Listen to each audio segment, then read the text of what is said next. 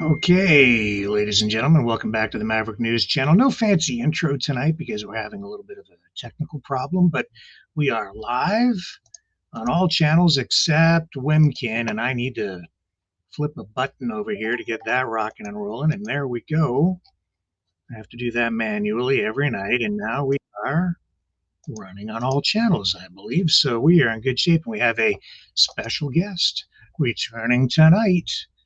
Hey, that's 2 nights in a row we've had a guest on. Mike Pekarek is joining us live tonight to talk about Trump's New Year's nightmare, or maybe nightmares, because there it turns out there's more than one. So, yeah, and our assistant and moderator is letting me know that we are running on all channels now. So thanks for the patience as we kind of limp into tonight's special New Year's Maverick News edition with Mike Pekarek, and a look back at the year that I think will continue to haunt Donald Trump in 2026. Stay with us. We'll be right back.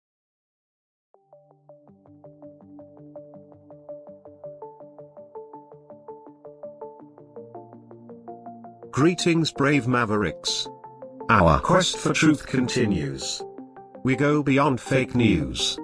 Together we expose propaganda. Together we pull others out of rabbit holes. We are maverick thinkers.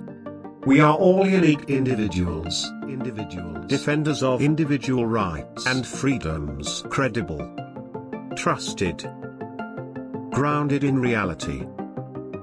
Maverick News, Maverick News. Defending free speech. Donate at freedomreporters.com. Do it now. Tomorrow may be too late. Maverick News. The world is watching.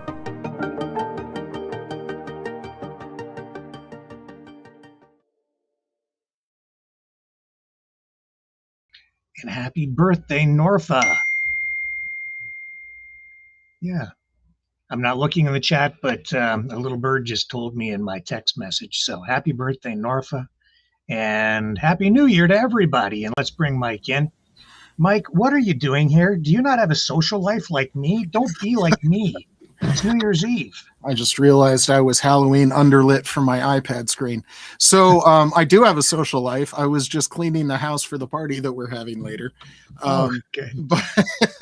But that doesn't start until 9 my time. So I have time to jump in here. And honestly, it's always a good time to talk about Ukraine. So considering I speak to my friends in Ukraine daily, then doing this is part of that.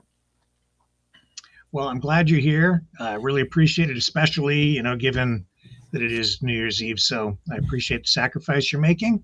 Well, we won't go too late because I don't want to keep you from your social life. That doesn't start until an hour after we normally end, so I have plenty of time. Okay, cool. And there is serious stuff to talk about tonight, but also in some cases entertaining stuff, because we're looking back at 2025. Some of it was entertaining, some of it was horrific, and a lot of it very, very serious and scary. And we might as well start with the scary stuff and the horrific stuff, and a lot of that is coming right out of Ukraine. But on the entertaining side, I think I heard the stupidest thing maybe ever this past week, when Donald Trump stood in front of the microphone and told the media and the world that Vladimir Putin says he wants Ukraine to succeed.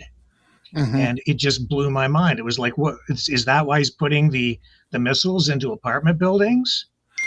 Watching Zelensky's face when Trump was saying that was a study in how you manage the looks of utter shock on your face. How quickly can Zelensky dampen the look of shock? It was did that kind just of gross out of his and sickening. Mouth? Yeah, and well, but that, Mike, he wants to sell electricity at a really low price to Ukraine. He says. Yeah. So well, one of the reasons one of the parts of the thing, the old 30-point plan that came out of Moscow, that Trump was trying to pretend was his, was the whole bit about Russia controlling the big nuclear power plants, and then pinky promise guarantee that we're going to send at least half of that electricity to Ukraine. The Zaporizhia power plant is the specific one that I'm talking about. There's a couple others. The Zaporizhia one's the big one, but there's a couple of smaller ones. I think it's the biggest in Europe, isn't it? It might be. If it's not, it's in the top couple. But it's a big plant. Yeah. It just goes on and around in circles. And what do you make of this latest round of peace negotiations? Do you see anything productive coming out of it? Well, the only thing productive I see coming out of it is it looks like Russia's going to make another excuse to back out of any final agreement. I think we saw the beginnings of that with the Russian claims that Ukraine had tried to attack Putin's dacha or vacation home or whatever you want to call it. But the other side of that is you're seeing Zelensky positioning smartly again, between Zelensky and various adults in the room. On the American side, that might or might not include Marco Rubio, but you can see Zelensky trying to triangulate so that, because and everyone knows that Trump has the biggest ear for Putin, and Putin's in Trump's ear and in Trump's brain. And so what Zelensky has to do regarding that has to be done with that in mind. And so he's trying to triangulate and position himself so that it's clear, because I guarantee you that Ukraine wants peace. They didn't want this war to begin with, so they want peace. They just want to be left alone. And at least from the Russian side, they want to engage economically with people, including Russia, if there was peace. But they don't want war. They want no part of this. Russia's the one that started it. So when you're looking at these, you have to understand that Russia started this war. Ukraine did not. And so everything has to evolve from that point of view, that if it wasn't for Russian action, this war wouldn't even be happening. But Zelensky is trying to make the best of it. It went from a ridiculous, absurd 30-point plan down to some sort of 20-point plan. And we'll see how that goes. But I don't think this will be acceptable to Russia, because one of the things for Ukraine is that it's had several guarantees between the 1994 Budapest memorandum, when Ukraine gave up their nuclear weapons, on the guarantee, supposedly hard guarantees from both the United States and Russia. And I believe it was late 90s. I'd like to say it was either 97 or 99, but it was a treaty of friendship between Ukraine and Russia. And that had the same thing, that we'll respect each other's boundaries and all that kind of stuff. And Ukraine is like once bitten, twice shy here. They know that you can't trust Putin. Zelensky was elected in 2019 on the basis of trying to end this war, but Zelensky and everybody in Ukraine knows that that's easier said than done. And as Trump is finding out as he approaches a year of not being able to solve this in a day, as he campaign promised. But Zelensky's trying to triangulate and give a good faith proposal, which would include some security guarantees from the West. And so we'll see where this ends. But I think the security guarantees from the West are a non-starter for Russia. I don't think Russia will get past that. And so I think the claim of a Ukrainian attack on Putin's house is not true. For one thing, we have open source. Every time Ukraine attacks something inside of Russia, from a port to an oil facility to a thermal power plant to a railroad, whatever, there's open source things. People around have their phones. We usually have the attack from 3 or 4 different angles. And then we will have an aftermath. So like the next morning, somebody will take film of the damage. There is none of that from Putin's home. So this is almost assuredly ridiculous on its face. And Russia, when asked for evidence by a Western reporter, says we don't need to provide evidence, just trust us. pinky promise, we trust us. So this is trash. It's a trashy claim, but it's in Trump's head. And Putin is trying to queer the waters, to poison the waters in the peace negotiations, and as a pretext to cancel them. We'll see how successful Zelensky has been in appearing as the good faith actor in these negotiations, but you have Putin is so far into Trump's head. We'll see where that goes. Well, this fable that they're telling, this one, I mean, it started out, I think, with a kernel of credibility. This some people are believing it, but it lost its momentum very quickly because no evidence presented at all, no eyewitness accounts, people who live near that residence for Putin, nobody even heard any drones being struck. Some reporters actually were calling people near Putin's house to say, "Hey, look, did you hear anything last night?" And they're like, "Yeah, we didn't hear anything." Right. Because you can't escape hearing it. Between the sound of the sound of the flying drones and the explosions, you are not going to sleep through that. So there's a couple of things why you said there was a kernel of truth, because the leader, the foreign leader of a nation that invaded you and is committing war crimes, that's a legit target. Putin is a legitimate target. If Ukraine did go after Putin and managed to assassinate him in some way, that's a legal attack. There's nothing illegal about that. There's fully legit. The problem, though, is that going after the foreign leader, you're trying to track one person and guarantee you know where he is at all times, so that you can actually, because it takes time for these munitions to fly, and Putin's house is, I'd have to look, but it's got to be somewhere in the vicinity of 1,000 kilometers from the Ukrainian border, which means it's going to be even further from the launch point. That's going to take several hours for the munition to fly. So you have to guarantee that your target's going to be there in several hours. So going after Putin just on the will we actually get him point of view from a military, like, can I actually hit my target question? You can't. Maybe you can go after his house, but it's just a house at the end of the day. Putin has all of the government offices and all the other places that he might spend the night. Destroying Putin's house is not really going to do much militarily. So you can't guarantee you're going to hit Putin. You can guarantee you're going to hit the house, but it's not going to have much of a military effect. And one of the laughing points, the points of bad Putin leadership that's been going for a few years, is while the front lines, Ukraine's been destroying their air defenses, and so parts of the front line are very spongy. There's big holes in Russian air defenses right now, and they're expensive. Air defense systems are expensive and time-consuming and high-tech consuming, so getting around sanctions, it's hard to replace them. But Putin has stationed at least 12 Panzer I anti-aircraft systems all around that house. So even if you launched, you can't guarantee you're going to hit Putin. The house has very little strategic value, like almost no strategic value to destroy the house. And then you're going to send it into 12 Panzers that are actually minimally effective against drones. It's just a waste of time and money and effort. So you're better off going after other things. So once you start peeling away the layers of why would Ukraine attack Putin's house, it just makes exactly no sense.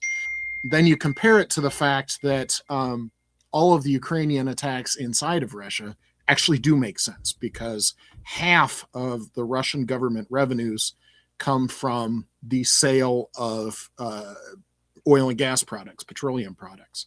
Ukraine is going hard after that because Russia doesn't have a big economy. They don't have a big budget. When they started this war, they didn't have a lot of money to throw at the war. But now that Ukraine's taken out half of Russia's oil refining capacity and significant portions of its ability to transport crude oil to other nations between the pipelines and the other things it's attacked. It's going hard after Russia's ability to sustain the war. These are all very smart targets. And so the shift to go after Putin's house, it makes no sense because it doesn't fit. I think there's something that our viewers can take away from this. This is a learning moment, I think, or a revealing moment where the masks are coming off because of this attempt at manipulating perception by the Russians. We know this is fake, okay? And I'm going to show you something in a moment to show how absurd this is, this whole drone attack on Putin. So if you want to know who's telling the truth and who's full of BS, just go look at the guys who have been running with the narrative and who have been trying to play it up. Because those are the guys who either A, they're duped, or B, they're knowingly lying. So I haven't really done an assessment to see who's who in the zoo and who's running with it. I can't name names, but I know at least one, and I'll let people decide for themselves. But if there's somebody out there that you're watching who is trying to tell you that this whole thing was real and they're either being paid to say it, or they are just outright lying, or they're just not being careful enough. So I would say that you should really be questioning everything that person is telling you after that. Not to say that everything that person is saying is a lie, but it really throws their credibility into question, I would say, because this one is so blatantly false. It's just it's such fake news, to borrow a phrase from Donald Trump. I mean, this is a video that's circulating now, and I can't say that this is coming directly from the Kremlin, but this is being used. It's going viral online, and they're using this to try to convince people that this thing really happened. And I want you to watch the video closely, and then I'm going to comment on it.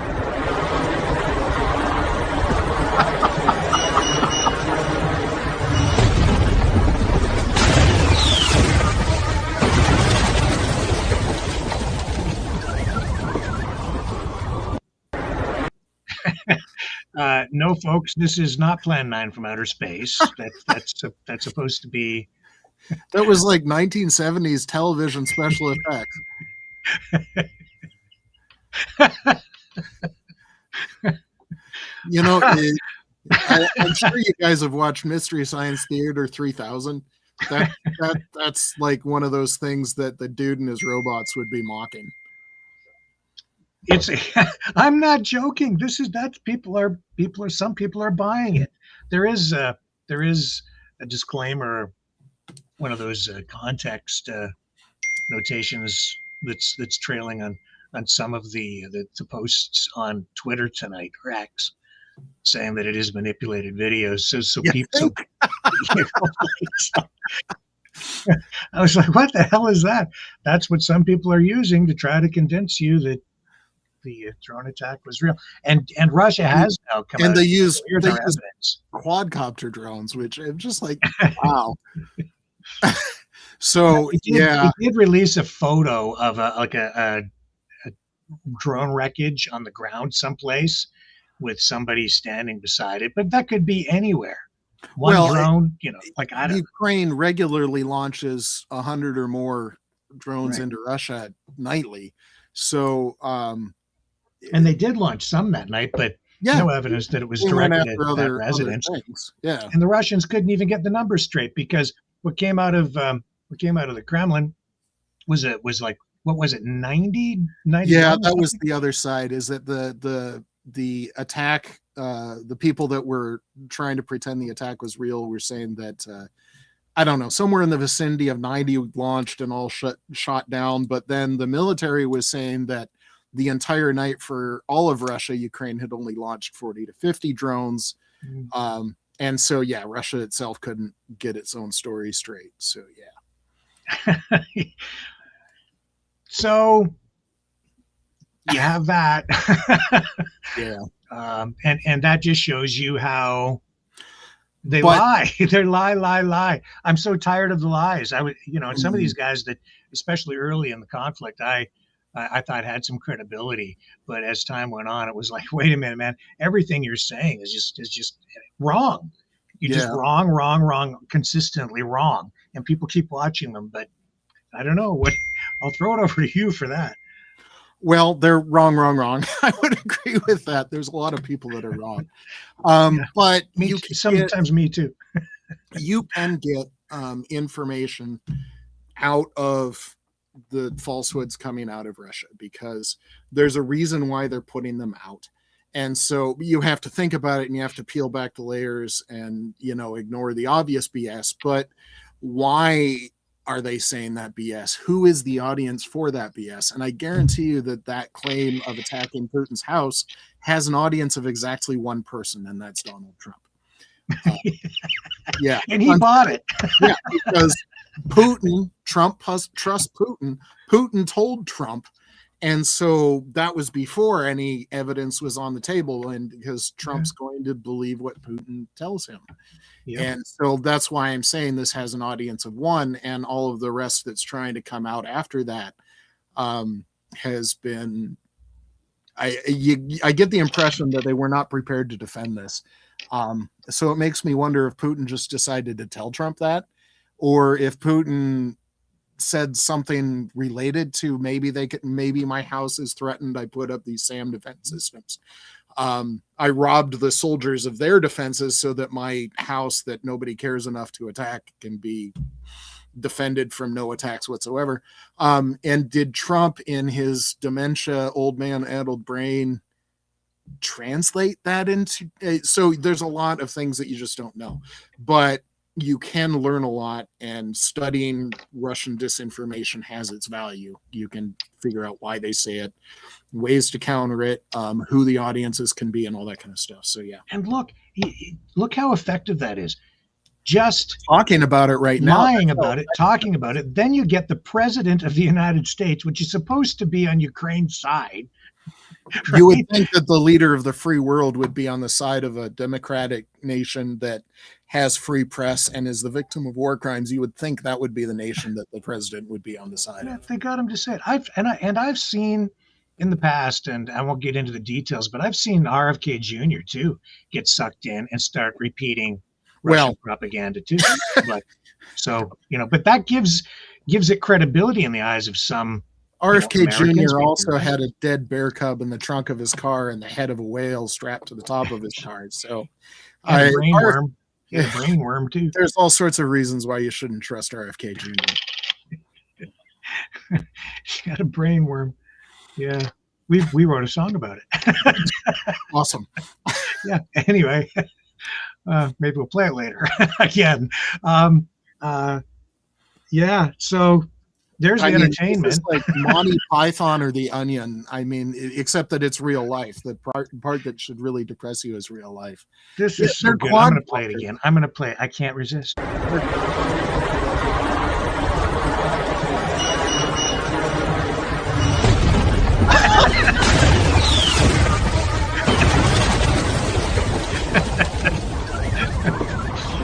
And they launched rockets, which doesn't have. Oh my God, there's just so much wrong with that. I don't know if you noticed, but the house had exactly 0 damage after a couple of drones dropped rockets on it. I'm gonna look in the chat and see how many people are mad at me for showing that. Oh my. And it is okay to laugh. One of the things that I have to watch out. So if for people that don't know me, I'm a 22-year Air Force veteran. Part of my retirement process, I recently put together a map of every place that I've been. And part of that process is remembering actually being there. So I've been in Afghanistan and Iraq, several places in both nations, and several other places that are less than fun. But when you do that kind of a thing, you either laugh at it or you have to cry. And so the sense of humor of military veteran, especially a veteran from combat zones that is actually in, gets really dark. Or really dark really fast, and so I have to watch my sense of humor. Well, who do we have in here? We have Rosemary Mack. She says even if Russia, I assume it's a she, because it's Rosemary. Even if Russia supplied proof, nobody would believe it anyway. Well, Donald Trump believed it. Honestly, if Russia actually supplied proof, and we are getting, like I said, it is valuable to monitor Russian disinformation channels, and so one of the reasons that's valuable is that if there's something happening in the real world, as opposed to this BS about Putin's house, if there's something happening in the real world and Ukraine is claiming it, and you've got open source intel or videos that are showing that you can geolocate, so you've got some evidence, when you know that it's really starting to hurt is when it's starting to come out of Russian channels, that they're officially acknowledging it. In today's world, the official Russian channels, there's some ultra-nationalist Russian mill bloggers that might as well be official channels. And so one of the reasons that we know that the Russian military is exhausted and is having serious problems right now is that the ultra-nationalist Russian mill bloggers are actually saying that. And so you've got all of these layers of evidence. And so when it actually gets down to Kremlin channels agreeing that, yeah, this is a problem, then you know that it's really starting to hit hard. So that's why I was saying about why are they saying this? Who is the audience? And so you can judge all sorts of things by what is actually coming out of Russia.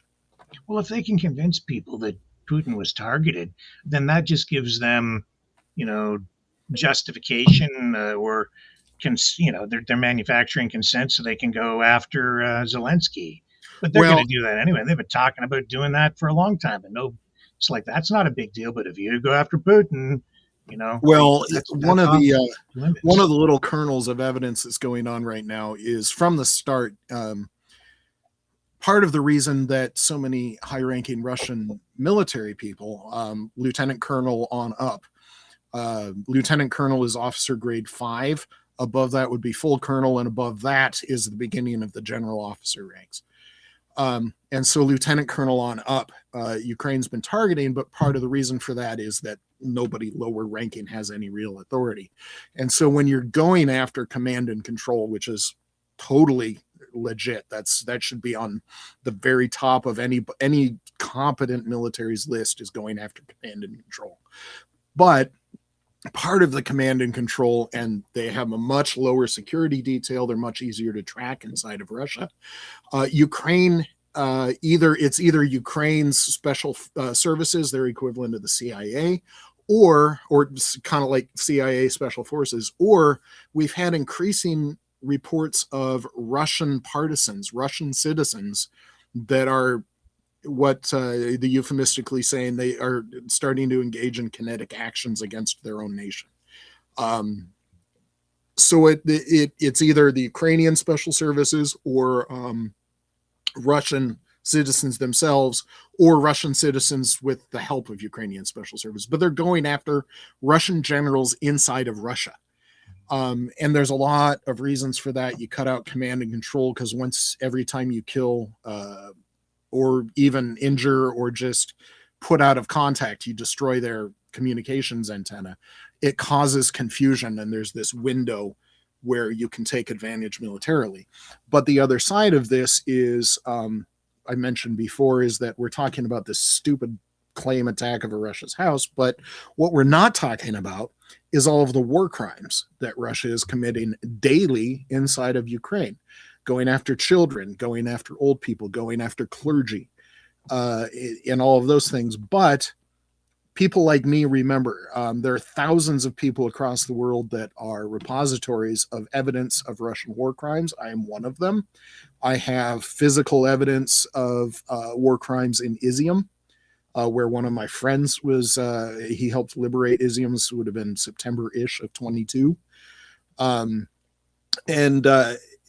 The Ukrainians and the people that are tracking these war crimes are also tracking the people responsible. I remember you and I a long time ago did a Bucha episode where you can track the unit. You knew who the commanders were. You even know their call signs. So we know who these people were and are. And Ukraine is not just going after command and control. They are starting to go after the people that ordered the war crimes. And similarly to how Israel's Mossad would go after concentration camp guards and things like that for decades after, I guarantee you that Ukraine will be going after these people. Even if the war stops today, these people will be on the hit list for years to come. That's why one of the points in the peace plan was Putin wants Amnesty. immunity from prosecution for war crimes. Yeah. Why would he want that? That shouldn't even be on the table. Yeah. So he only wants it. He wants that in there for one reason, because you can view that as an admission of guilt. Mm. Yeah. So hello, Mavericks. Just well, and it's honestly so. I'm trying to figure out how to phrase this, because, like I said, my sense of humor and the way I phrase things can go dark really fast. I don't want to excuse Russian soldiers inside of Ukraine because they are doing horrific things, but not all of them are, and some of the Russian soldiers are actually victims of their own command. And that's the reports that we're hearing about that right now. And again, we're not talking about it. Yeah, there's the Russian soldiers themselves that are reporting. Some of them are capable of being captured by Ukraine. That is one of the more positive outcomes for a Russian frontline soldier right now, and some of them try to do that. But there's all sorts of reports of just horrific actions going on. If you ever hear, it's a very inoffensive term, but if you hear pitting, does anybody here know what pitting is?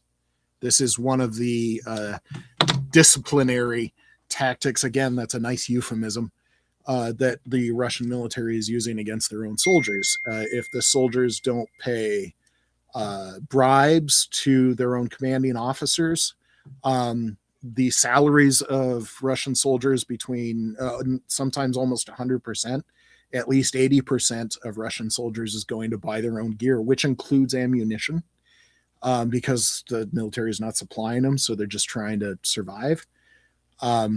Socks, boots, a coat to stay warm. And so there's between the Russian soldier trying to buy them themselves, but then the units often have a collective fund that the soldiers are required to contribute part of their salary to their own supply.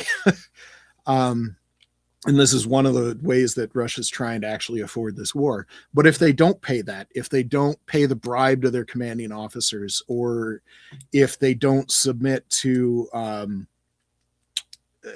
there's no way around this, sexual torture, where it's almost like stories about federal prison where there's one soldier that is open for use for sexual gratification. There's videos of that everywhere online. It's almost become background noise at this point. But pitting is one of the worst, because what they do is they strip the soldier down. They throw him into a pit that's 8-10 feet deep that they can't control. They can't climb out of. They can't sit down in because it's not wide enough. And they are not the first person in this pit. So the bottom is just this slimy mess of human waste. Anything that the body can secrete or excrete is in the bottom of this pit, and they're left down there, no food, no water for days at a time. And that's pitting. So if they don't pay their bribes, if they try to say, look, this attack is not a good idea, or if they just do anything that is remotely considered out of line by their superiors, they're pitted. And we have video of this. There's various Russian soldiers captured by Ukraine that have attested to this, but it's on some of the Russian mill blogs. So speaking of monitoring Russian mill blogs, some Russian soldiers are bragging about doing this. Like, yeah, this guy deserved it, kind of a thing. So when I say that service in the Russian military is brutal, you can just think about pitting as one of those examples of why I say that. Well, if you can only and it's amazing to me that Russia will actually post videos of war crimes having been committed. About 2 years ago, there's one guy, I have a picture of it. He's in my file for war criminals, where this was in the Izium direction, and there's a video of him with a captured Ukrainian soldier. And we've talked about the laws of war on your show before, where if, and it's for in various contexts, we've talked about this, but if somebody is no longer a combatant, if they've surrendered, if they are now in your custody as a prisoner of war, they have certain protected rights. And if they're in your custody, their well-being is actually your responsibility according to the rules of war. And any other treatment is actually a war crime. And there is a video posted about 2 years ago at this point of one Russian soldier who would brag about going with Ukrainian prisoners, and he would take his knife, he would castrate the the Ukrainian prisoner while they are alive and conscious. And he would just cut off all of your bits. So videos posted, this guy would brag about it. There was at least a dozen videos of this specific soldier doing that. Yep, he's on the list and he's still out there. He's still alive. That is a nightmare. So yeah, just so you guys know that this is serious business. And sorry about Happy New Year, but that's where we're at. That's what my friends in Ukraine have been living with for almost 4 years now. Longer if you go back, because the first Russian invasion was in 1994. 2014. Good Lord. 2014. But the Russian corruption before that, before 2014, all through the Cold War, the Holodomor in the 30s, there's just again and again and again and again and again. So if you're wondering why Ukraine is putting up such a fight, they have so many reasons that surrender is just not an option, because surrender to Russia is worse than defending themselves against Russia. All of the horror, all of the deaths, all of the destruction of Ukrainian cities is better than surrendering to Russia. Well, it's been, a roller coaster of a year for, Ukraine, for the world because of it. And it's been really rocky because of Trump and his unpredictability. You never know where he's going to land on anything. Mm-hmm. But we've seen F-16s, other fighter jets, F-16s and Mirage 2000. I'd like to say they were D5, but the exact version of it's a modernized Mirage 2000. The exact version I'd have to look up. Good jets. Yeah, so there was that. I kind of thought there was a strong possibility that Trump will just pull all aid when he took office, but that hasn't happened. So it hasn't. American aid has gone down, but one of the consistent parts of, and this is one of the things that I'm still trying to put together and make sense of in my own mind, because consistently the United States, even including the most diehard MAGA Trumpist, think that we need to be doing more to help Ukraine. And when you're talking about budgets in Congress, it's almost every single one is 80% of the Congress votes in favor of hardcore help for Ukraine.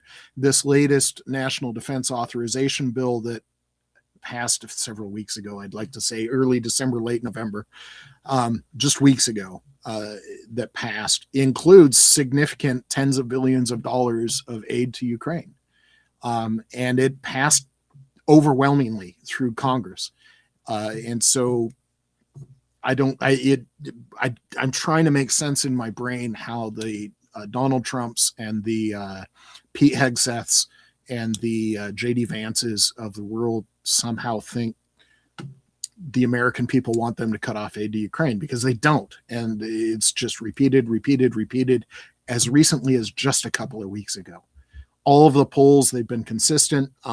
Sometimes the MAGA side will dip a little bit, but even at the worst, the most diehard Trump voters were always above 50%. I think the lowest I ever saw was either 54 or 56% in favor of doing as much more to help Ukraine. And the number of diehard MAGA voters that wanted to either not help Ukraine or actually help Russia more was in like the 30% range. And the difference between those two numbers and 100 are the unsure people. Yeah, and there is real polling that's being done to research again, that. Again and again. I mean, it's been every poll, and like I said, that's the lowest because you got the trend line on the polls on what date, and that was the lowest that I saw it, and that was on the MAGA people, and everybody that's not MAGA wants it even more. So 90%, 95% of the rest of Americans. Well, is there anything else on the Ukraine file that you think we should focus on here? Before we talk about other things? So one of the things that we're looking at, because Putin's trying to create, this was part of the attack on Putin's house thing. Putin in these negotiations, these sham, I don't think they're real, but the attempt to confuse Donald Trump. So I think this has an audience of one. The attempts to confuse Donald Trump and get him to not support Ukraine as much as he should. Part of this is Russia over the past year, certainly since January of 25, but really since the November 24 election. Putin has been trying really hard to make it look like Russia is on the offensive and they've got control of the battlefield and they've got the initiative. But when you look at it, and you compare it to other wars, it's obvious that the Russian military is exhausted. Recently, in the past month, because of this push, Russia has just been hemorrhaging troops in the what we call meat wave attacks. And a lot of the times Ukraine is watching them behind the lines. They'll hit the Russian troops before they can even get in a position to start attacking. They're just moving up to the attack point. And so 1,000 a day.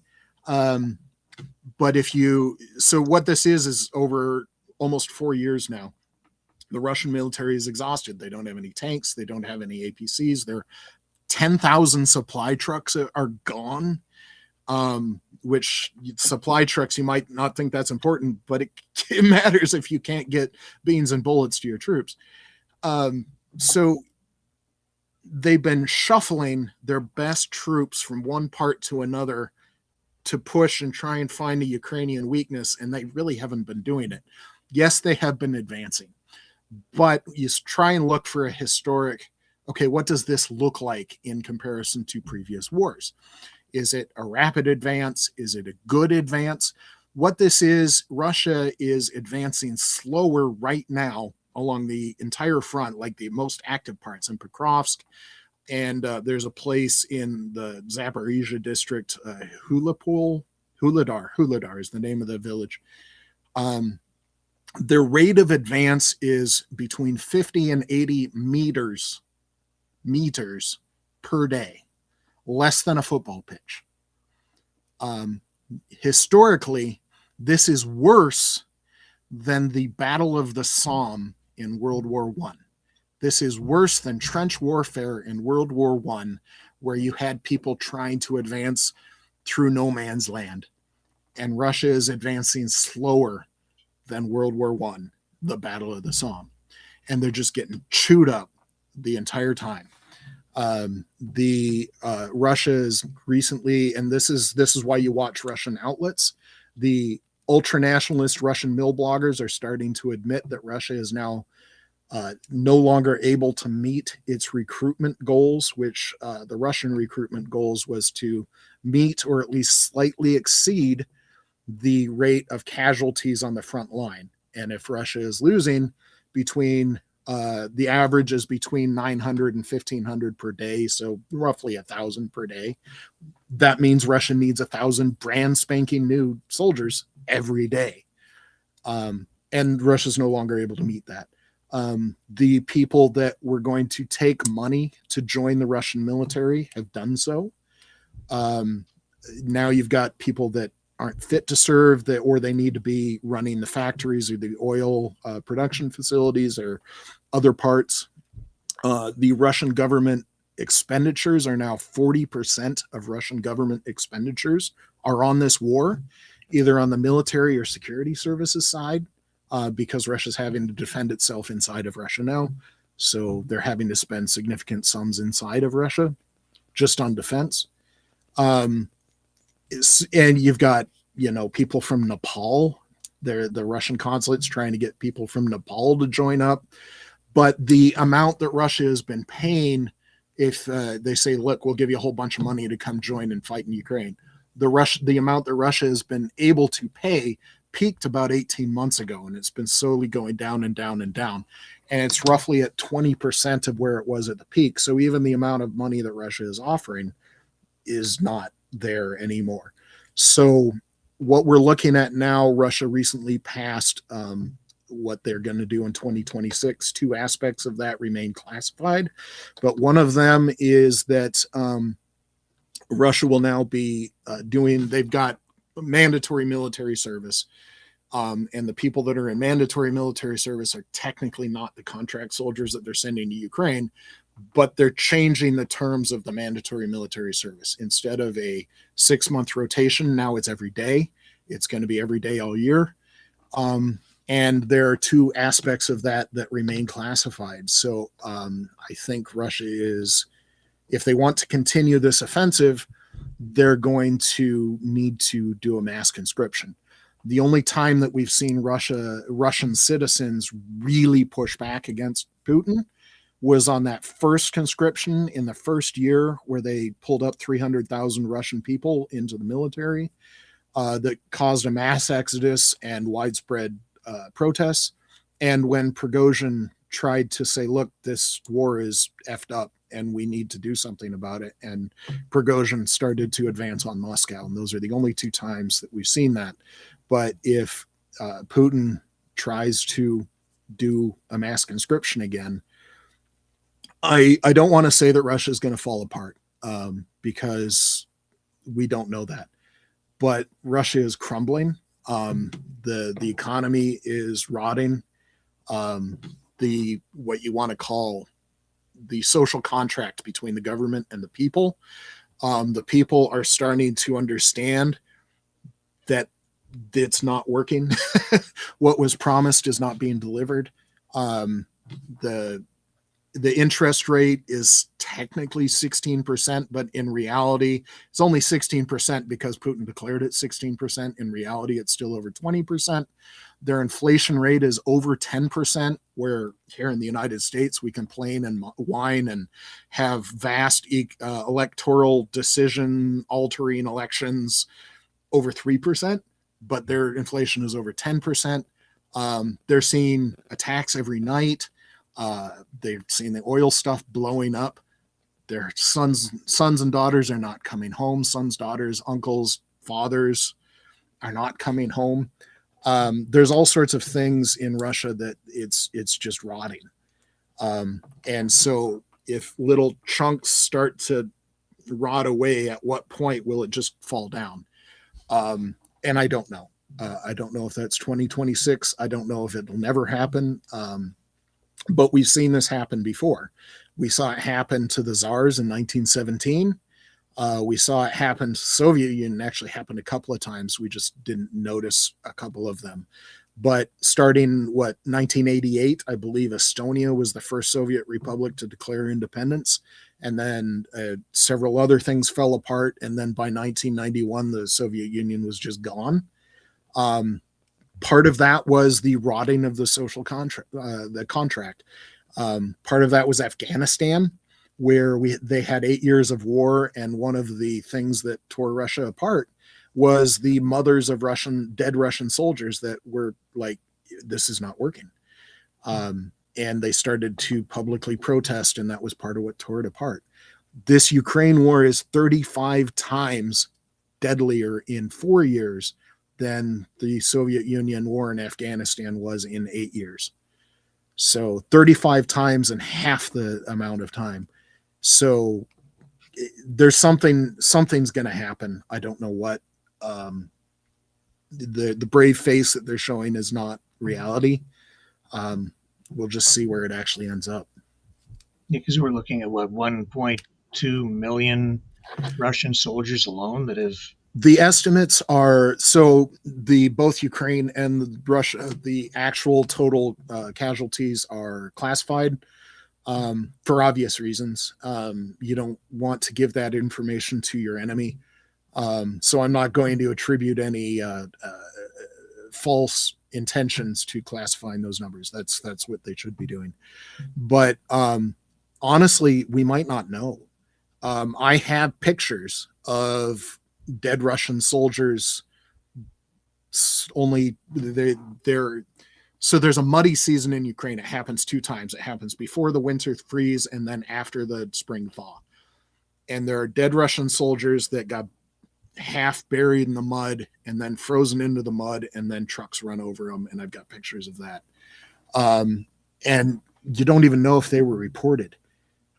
We have examples of Russian attacks where the commanders don't report the casualties because they want to continue. Like I said, between half and 100% of the Russian salaries are going to the unit collective fund to buy supplies for the unit. And so if you report the casualty, all of a sudden that income's gone. But if you don't report the casualty, maybe you're still getting the money. So there's all sorts of false reporting like that going on. So we might not even know how many Russian casualties there are. The people that are watching the open source, because like I said, I've got videos of drones taking out Russian attacks, where I guarantee you that Russians are dying by the dozens, if not more, higher numbers. And you can see the aftermath on some of these videos that I'm sure we can't show on this. They're dead. They're dead. They're in pieces. They're dead. So from all the open source that we have, the estimates are between 1 and 1.5 million Russian soldiers gone. Now that's both wounded and killed. Again, one of these things is these experts are using Western experience since World War II in estimating because there's going to be a percentage of killed to wounded. And they're using Western ideas where we place a very high priority on evacuating our wounded, helping our wounded comrade, getting them in the post 9/11 wars. We called it the magic hour, where if you can get even a catastrophically wounded soldier to professional care in inside of an hour, that's the magic hour. Most of them can be saved, like 9 out of 10 or better than 9 out of 10. Even catastrophic wounds can be saved and they will survive. Russia is leaving their wounded on the battlefield for days. A lot of the times, if a Russian soldier is either abandoned or wounded on the battlefield, we have video of Russians taking their own lives. They don't want to sit there wounded for days.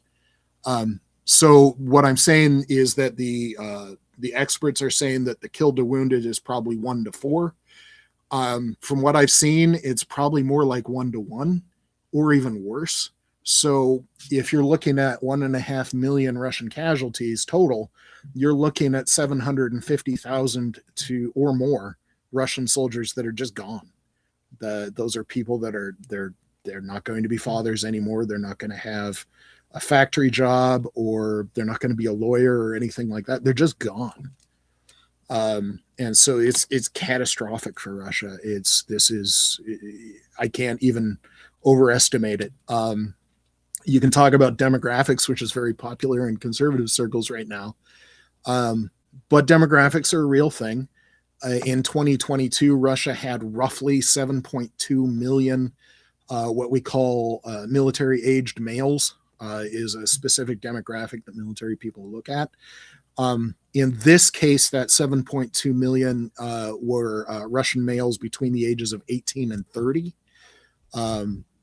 So if you expand your age range to 16 to 45, Obviously, it's going to be bigger than that. But if you've got 7.2 million at the start, and now you're a million and a half are just not there anymore. Another 500,000 to a million fled Russia for the first conscription. Now you're starting to worry if you have enough young people to even run your economy anymore. So people run the farms, people to generate tax revenue, just people to keep the lights on. Well, it is something that's going to continue into 2026, and it won't be just Donald Trump's nightmare. This one will be a nightmare for the world, I think, still continuing. Not a new one, just one that's ongoing. So hopefully I wasn't too dark. I haven't been watching the chat. Let's take a little break. We'll come back and we'll spread a little more sunshine on this New Year's Eve. Sunshine is my middle name, evidently. Okay. Brightleaf Innovations is excited to offer our newest investment opportunity, the Turn Easy Bed Storage Solution. Turns with a touch, spins all the way around. Every little thing you need is easy to be found. No more clutter, no more mess on the floor. Just spin it, reach it, you don't search anymore. Turn easy bed, spin your world around. Storage made simple, the best you found. Shelves your way, keep the mess away. Charge it, store it, night or day. Do-do-do-do, do-do-do-do. It custom shelves for your books or your tech. Cozy space for your treasures to protect. Built-in power when you need to recharge. Smart design that makes your bedroom feel large. Turn easy bed, spin your world around. Storage made simple, the best you found. Shelves your way, keep the mess away. Charge it, store it, night or day. Designed and developed by Brightleaf Innovations. Proudly Canadian and patent pending in North America. Turn Easy Bed transforms how you live. To learn more about this innovative new product idea and exciting investment opportunity, call 519-784-0222 or visit brightleafinnovations.com.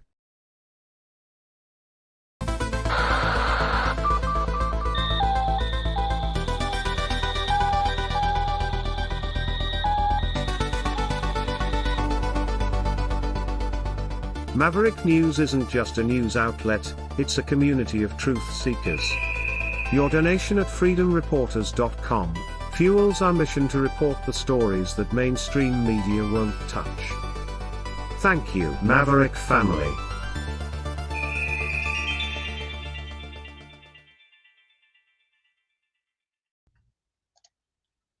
Okay, we're back, and there he is. So, 2026. The thumbnail tonight was or is what did I put on there? Trump's New Year's nightmare. And you specifically, I think, are zeroed in on this story with Jack Smith. Do you want to explain to our viewers what's going on with that? Well, so there's a couple of things that are in process. For those of you that don't know, because I don't follow Canadian politics as much as you guys probably do. Jack Smith is the special counsel that was appointed after the January 6th attacks, the insurrection on January 6th, 2021, where the mob incited by Donald Trump and others went to the Capitol and attacked the Capitol and assaulted at least 150 Capitol Police, resulting in the deaths of at least 5 Capitol Police officers. And several of the protesters also died, but play stupid games, win stupid prizes. If you, yeah, obviously, you know what side of this I'm landing on. But the special counsel that was appointed to investigate what happened there, and it was tied up because part of the incitement was after the election in November of 2020. It was like daily. The Trump campaign was attempting to say, look, the election was stolen and all this kind of stuff. Fraudulent. There was like 80 different court cases between November and January. All of them were saying there's nothing here. There is no there. There is no fraud. If there is, it's like 1 or 2 votes. So that's not going to affect even the closest race.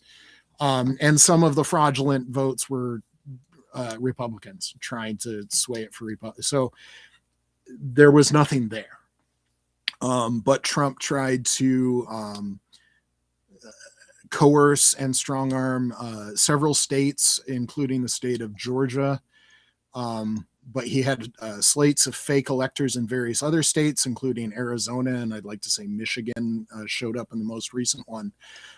This is the transcript of the testimony for this special counsel, Jack Smith, that came out of the Senate. And I don't know if people want to read it, but the only part that he could talk about was the stuff that was no longer, it was basically the stuff that was in the public record. The other part of Jack Smith's investigation, if people remember, was Donald Trump took boxes and boxes and boxes and boxes of highly secret material, nuclear war plans, weapons things, even down to the ridiculous love letters from North Korea's dictator to Trump. Donald Trump took, even though they were the property of the United States. So the other side of Jack Smith's investigation was the classified document storage at Mar-a-Lago in Florida, boxes in the bathrooms in the ballroom, if you remember those pictures. That was not part of today's testimony because that is still being tied up in a court. We might or might not see his report on that investigation by the end of January. We'll see how that goes. But yeah, the Republicans, the Trump supporters were trying to catch Jack Smith saying something, but this is a gifted prosecutor. He's been a prosecutor for 30 years. He's prosecuted war criminals. He's prosecuted fraudsters. His experience with organized crime is limited, but he's one of the go-to guys. He's not going to get flapped. He's not going to be political. He's going to go where the law leads him. But the senators were trying to trip him up. And he's just like, no, this was one of the strongest cases I've ever looked into. There was obvious election fraud. There was obvious intent to incite a riot, obvious attempt to incite violent insurrection. And it was no BS. This was supposed to be a closed door meeting, but the way the United States government works is even these closed door meetings, after you redact certain things, and you could see some of those black spots, those were mainly like congressional staffer aides, or like Smith and his lawyer were named, but they had legal aides that had their names blacked out. So it's to protect the people that aren't really part of this. They might be helping various sides on the sidelines, but they're just researchers and things like that. So they had to go through and redact all of that, but it was released on New Year's Eve. It's very damaging to Trump. There was no nonsense from Jack Smith going on. He was naming names and giving some details. He wasn't letting the Republican senators steamroll him. The leader of the committee is Jim Jordan, who people might or might not know was part of the Ohio University scandal that involved the sexual abuse of college wrestlers. And Jim Jordan was one of the wrestling coaches, and he never saw prosecution. So it's ironic that he is the one leading this committee, but here we are. Yeah. I have a clip here of Jack Smith, and when I find this on X, and you can see that there is tonight, you know, you have two camps, of course, trying to spin this in different ways. Who's this? Eric Dodder says, "Holy crap." Special Counsel Jack Smith said during his congressional testimony, President Trump did not have a First Amendment right to say the 2020 election was fraudulent. Then he goes, "This guy's a tyrant. No free speech for Trump. Lock Jack Smith up." I did not read the entire 230-page testimony yet. I think I got down to about a page 100 because it was released today, and I had cleaning to do before the party tonight, so I have not read it. However, I did read that quote because Jack Smith was asked this directly. Because let's run the clip and then I'll get you to comment on it, because I listened to it and I think that what this did they release really illustrates is testimony. What's that? They released video testimony. Yeah. Okay. I haven't seen this yet. I only read the transcript. Yeah. So this clip, I think it just raises the whole question of, you know, where do you put the limits for free speech? Mm-hmm. And what he's saying is it's not free speech if you're knowingly lying and trying to deceive and trying to do something illegal. You can't hide behind free speech. That's not quite what he said. You got there at the end. So especially when you're acting in an official capacity. So no right is limitless. The only time that you would have unlimited rights is if you lived in a nation that had exactly one person. So if you have more than one person, then obviously you're going to have at different points in time where my rights rub up against your rights and we have to balance the two. So when you're talking about free speech rights, at what point does free speech become illegal? There is the famous concept, you can't yell fire in a crowded auditorium, because what that does is it, especially when fire was a lot more serious than it is now. It's still serious, but if you create pandemonium and chaos where people get hurt, all because you started yelling fire in a crowded auditorium, then that is a criminal act. That is speech that resulted in harm to other people. And that means that speech has become a criminal act and it is not protected by the First Amendment. There are other examples. So if you are part of the government, like Trump was president at the time, you are not a citizen. So when we talk about serving in the military or serving in office, that word serving does a lot of work that people don't necessarily understand all the time. We think, oh, hey, they're in power, or, oh, they're in the military in uniform. But when you do this thing, especially in the military, to a lesser extent as an elected official, you have fewer freedoms. In many ways, you are a servant of the United States, and you are no longer a full-fledged citizen with all of the rights of a full-fledged citizen. You have fewer rights than the average citizen, because if you are an elected official, you are part of the government. If you're in the military, you are subject to the UCMJ and all sorts of other legal restrictions. If you have a security clearance, you can't just talk about things. This was part of the Pete Hegseth Signalgate thing, the whiskey leaks that went on earlier this year.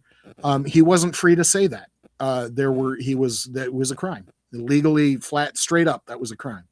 So it put American aviators at least in direct harm by him saying that. So that's what Jack Smith is saying, is that there are some circumstances where you can't say things. Even normal citizens, if I walk up to you on the street and threaten your life, I don't even need to have a weapon. If I just say, I'm going to kill you, that is illegal. Threatening somebody else's life is actually a crime. So that is what he is talking about. He's not saying that Trump couldn't say there was a fraudulent election. That happens all the time. But if it starts to become a crime, that is not protected speech at all. Never has been. Okay, so let's let this roll. As I sit here right now, I can't remember specific conversations. I do remember that we knew that a sort of First Amendment defense would be part of the case. And I think when I mentioned to you earlier about how to frame the case, we wanted to make clear that this was not about trying to interfere with anyone's First Amendment rights, that this was a fraud. And as you know, under Supreme Court precedent, fraud is not protected by the First Amendment. And so in my mind, it was important to make that clear in the indictment. And that's why when we litigated this issue before the district court, we prevailed. But the president's statements that he believed the election was rife with fraud, those certainly are statements that are protected by the First Amendment, correct? Absolutely not if they are made to target a lawful government function and they're made with knowing falsity. No, they're not. That was my point about fraud not being protected by the First Amendment. I mean, there's a long list of disputed elections. I mean, the election of 1800, 1960, year 2000, where candidates believe they were wronged by because they lost. And there's a long history of candidates speaking out about they believe there's been fraud, there's been other problems with the integrity of the election process. And I think you would agree that those types of statements are sort of at the core of the First Amendment rights of a presidential candidate, right? There is no historical analog for what President Trump did in this case. As we said in the indictment, he was free to say that he thought he won the election. He was even free to say falsely that he won the election. But what he was not free to do was violate federal law and use knowingly false statements about election fraud to target a lawful government function. That he was not allowed to do. And that differentiates this case from any past history. So it's sort of about intent. Why are you doing this? And he's accused here of knowingly saying false things about the election in order to achieve something. Is that accurate? Yes. Well, and it wasn't just his statements. So he had the strings of fake electors that he was giving. I'm trying to figure out how to phrase this. He had a widespread scheme in place to defraud the election and change the outcome through dishonesty and illegal means. And it's one thing to say, I was robbed, I should have won this election. That's a relatively harmless statement, even from an elected official. But the problem comes when it was tied up in all of these other things, where he had these actions into words into actions. And he wasn't just saying things like, I was stolen, I should have won this election. He was saying things like, there were fraudulent votes. There were 200,000 mail-in ballots, which, by the way, in 2020, I was one of those mail-in ballots, because a significant portion of those mail-in ballots come from military stationed overseas. And I was stationed in Germany in 2020. And so my only way to vote was by mail-in ballot, just so you guys know. And America has a significant number of people stationed overseas, at least 100,000, probably more like 300, 400,000. The problem here is one that we keep running into, though, and that is convincing the public of one thing or the other, and then public opinion or perception becomes the reality. Yes, because so many people believe one thing or the other, and so even though Jack Smith is supposed to be unbiased, or they'll buy into a quick soundbite and not bother to look deeper. And so I don't know if this was a mistake, but I just flipped over to your Rumble channel for a little bit, and because I had brought up the Mar-a-Lago stuff, which Jack Smith did not testify about today because that is currently he's not allowed to. But the commenter over there had bought this thing about and this is what I say when you're talking about Russian disinformation, the most effective bits of Russian disinformation is when they wrap it in this kernel of half-truth and then try and sell you something that's not true, but it's wrapped in this kernel. And so sometimes they do it more effectively than others, but like the thing about the Putin thing, when you start saying like attacking Putin's house makes exactly no sense, and the Ukrainian attacks have been very smart. So Ukraine going after Putin's house just makes no sense. That I'd be shocked if that was actually true. So one of the things about the Mar-a-Lago classified documents thing is that the kernel of truth that Trump and others have been trying to sell is that the ultimate, not the ultimate, but one of the ways that you can declassify material is through the president. That's not the only way, but he is one of the legal authorities that can declassify material. And if that's all you hear and like, oh, well, the president has the right to declassify material, therefore all of the documents that he had in Mar-a-Lago were his right.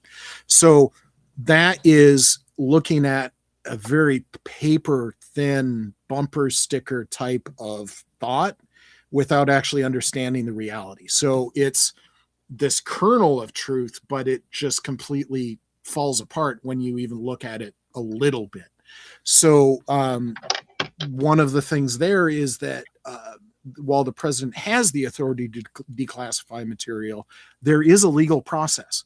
The president is not the only part of the United States government. There are the congressional and the judicial branches, and both of them are also involved in security. So the military, for instance, while the president is the commander in chief, the Congress and the courts have significant authority over the military, from budget to law to war crimes to command decision review. All sorts of things are the province of Congress and the courts. Similar to declassification, there are legal methods that must be followed to declassify material. And there is exactly zero evidence that Trump declassified any of the material he had in Mar-a-Lago. They tried to do this thing where he verbally declassified the materials, like, yeah, I put it on the truck, I'm declassifying it right now. That's not how it works. That is not a valid declassification of the material under the law, and Trump trying to do that would be an example of abuse of office that would actually be an impeachable offense. So when the commenters like the president has the authority, not really. The other part of that, though, is that not all of those records were classified. Some of them, like the letters from Kim Jong-il to the love letters of North Korea to President Trump, there's nothing really classified about them. I mean, they were broadcast on CNN and stuff like that. The problem is they're not Trump's. Trump confuses being president to owning a lot of things, because that's what he understands, is owning things. Those letters from Kim Jong-il to President Trump never, ever, ever, ever belonged to President Trump. They are the property of the U.S. government, and nothing that President Trump can do can change that. Even if he declassifies something, those records are still the property of the U.S. government. So there were the highly secret things, and there were the things like those love letters from Kim Jong-il. All of those were the property of the U.S. government. And so even if it wasn't a classified document, it was just that love letter, it's still theft. And then atop of all the classification and the theft things, you now are getting into the concept of it's worse than the crime is the cover-up, because Trump repeatedly tried to obstruct justice and delay things and lie to the courts and to the investigators and to the FBI about, I don't have any documents here, was one of the things he said. Or I turned over everything, where he absolutely did not. And those themselves, those bits of perjury and obstruction of justice are in themselves crimes. So you have, and not only just crimes, they are felony crimes. They are very high crimes. So you've got, even after all of the class of, there's crime after crime after crime involved in all of that. So I can't remember the commenter's name, but the thing about Trump had the authority to declassify them, therefore there was no crime, is completely false, and laughably false once you start actually looking into what actually happened. So yeah, even if they were declassified, yeah, just all that. So when you start to look at the election interference that Jack Smith was talking about, you've got the attempt to coerce the government of Georgia to find 12,000 votes, the exact number of votes he needed to win. And then you had all sorts of bribery and coercion and abuse of office. These are very serious crimes that it would be one thing to just talk to the governor and say, hey, was it really legit? I need to know. Was the election legit? Give me a rundown. These would be protected actions, but he had the attempt at bribery and coercion. He had the fake electors, which are an example of a fraud, conspiracy to commit fraud. And then he had, because he was a sworn government official, these are all abuses of office and authority and violations of his oath. And there's just layer upon layer of crime going on here. Well, when all that was going down, I was much more, I was very tolerant of it.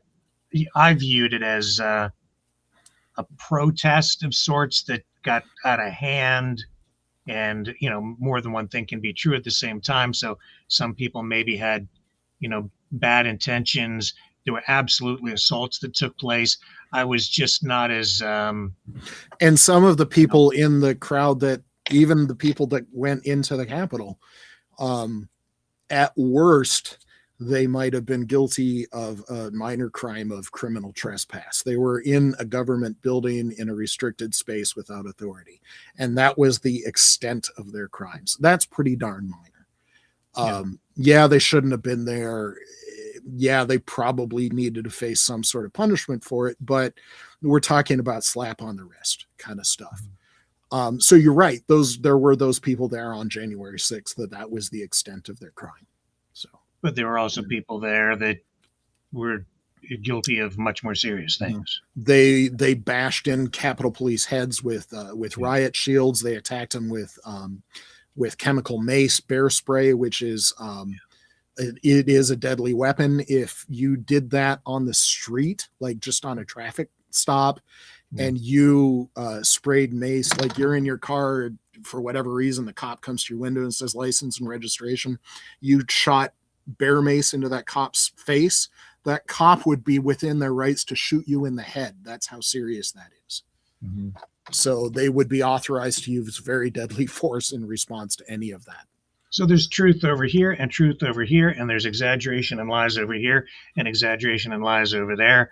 But at the center of it all is the question: what was Donald Trump really up to, and is he guilty of something? And this testimony from Jack Smith today is pretty damning. Yes, for Trump. Yes, and the fact that if you wanted the actual truth to come out, Jack Smith is a highly respected prosecutor, and he was. During the Trump years, he was a working prosecutor in the Trump years. If you wanted the truth to come out, you need to let Jack Smith finish his job. Kind of like if you're maybe on the Epstein list and you're like, yeah, release the files. I'm confident I didn't do anything wrong. I want it all out there. Just because the dribs and drabs are tarnishing my name, get it all out there. That would be the way of getting ahead of it, and the way that somebody who is innocent would be acting is like, yeah, I want the truth out there. That prosecutor needs to just investigate, and I want all of the things that prosecutor finds needs to go out in the public. Well, this is something that I guess potentially could follow Trump into 2026. Do you think it will would have any impact? It will. This hasn't gone away. There were somewhat confirmed examples, because Trump was impeached for this. This was his second impeachment. I don't know how many people remember this. It was relatively overwhelming in the House, and it was by far in the Senate. So the House impeaches, and then the Senate either convicts or acquits.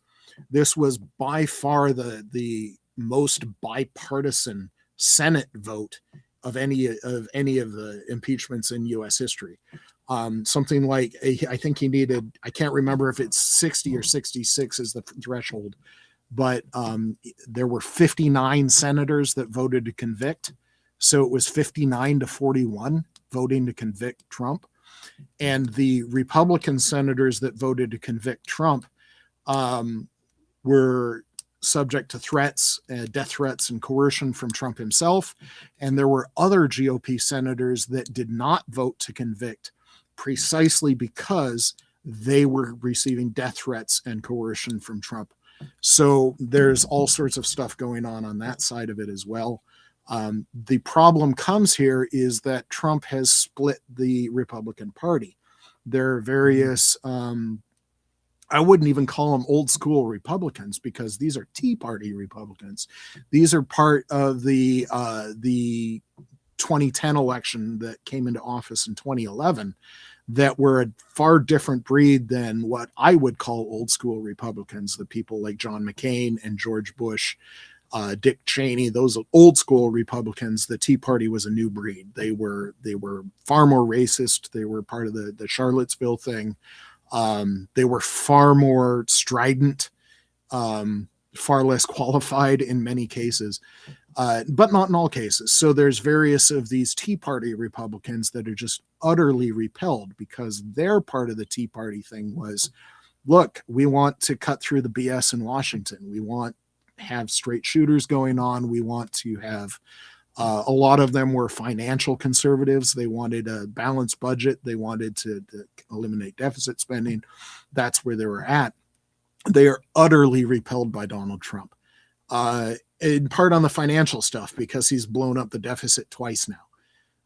So there's a lot of Republicans that are not going to forget because they were the ones that were being threatened and coerced and strong-armed, and nice family there would be ashamed if something happened to it kind of actions.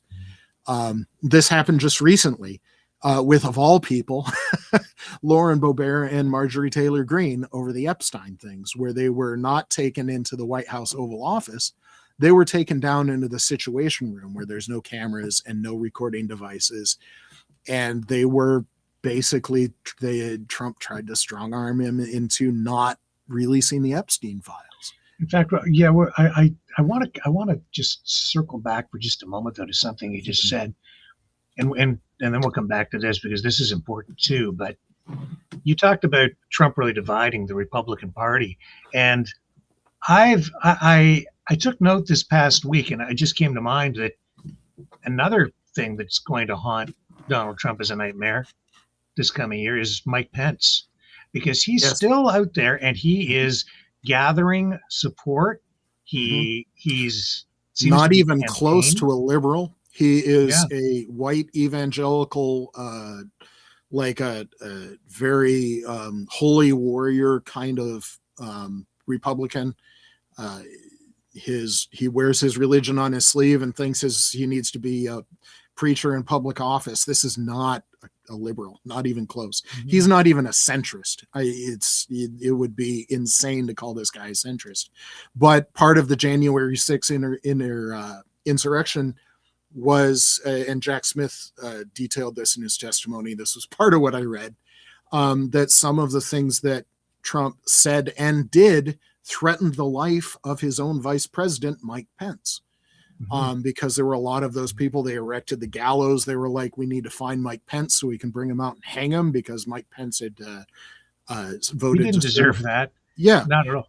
He had certified the election somewhere like January 3rd or something whenever he did that. And man, it shows the power of Trump's mind control over people or whatever you want to call it, because he had his base, the MAGA movement.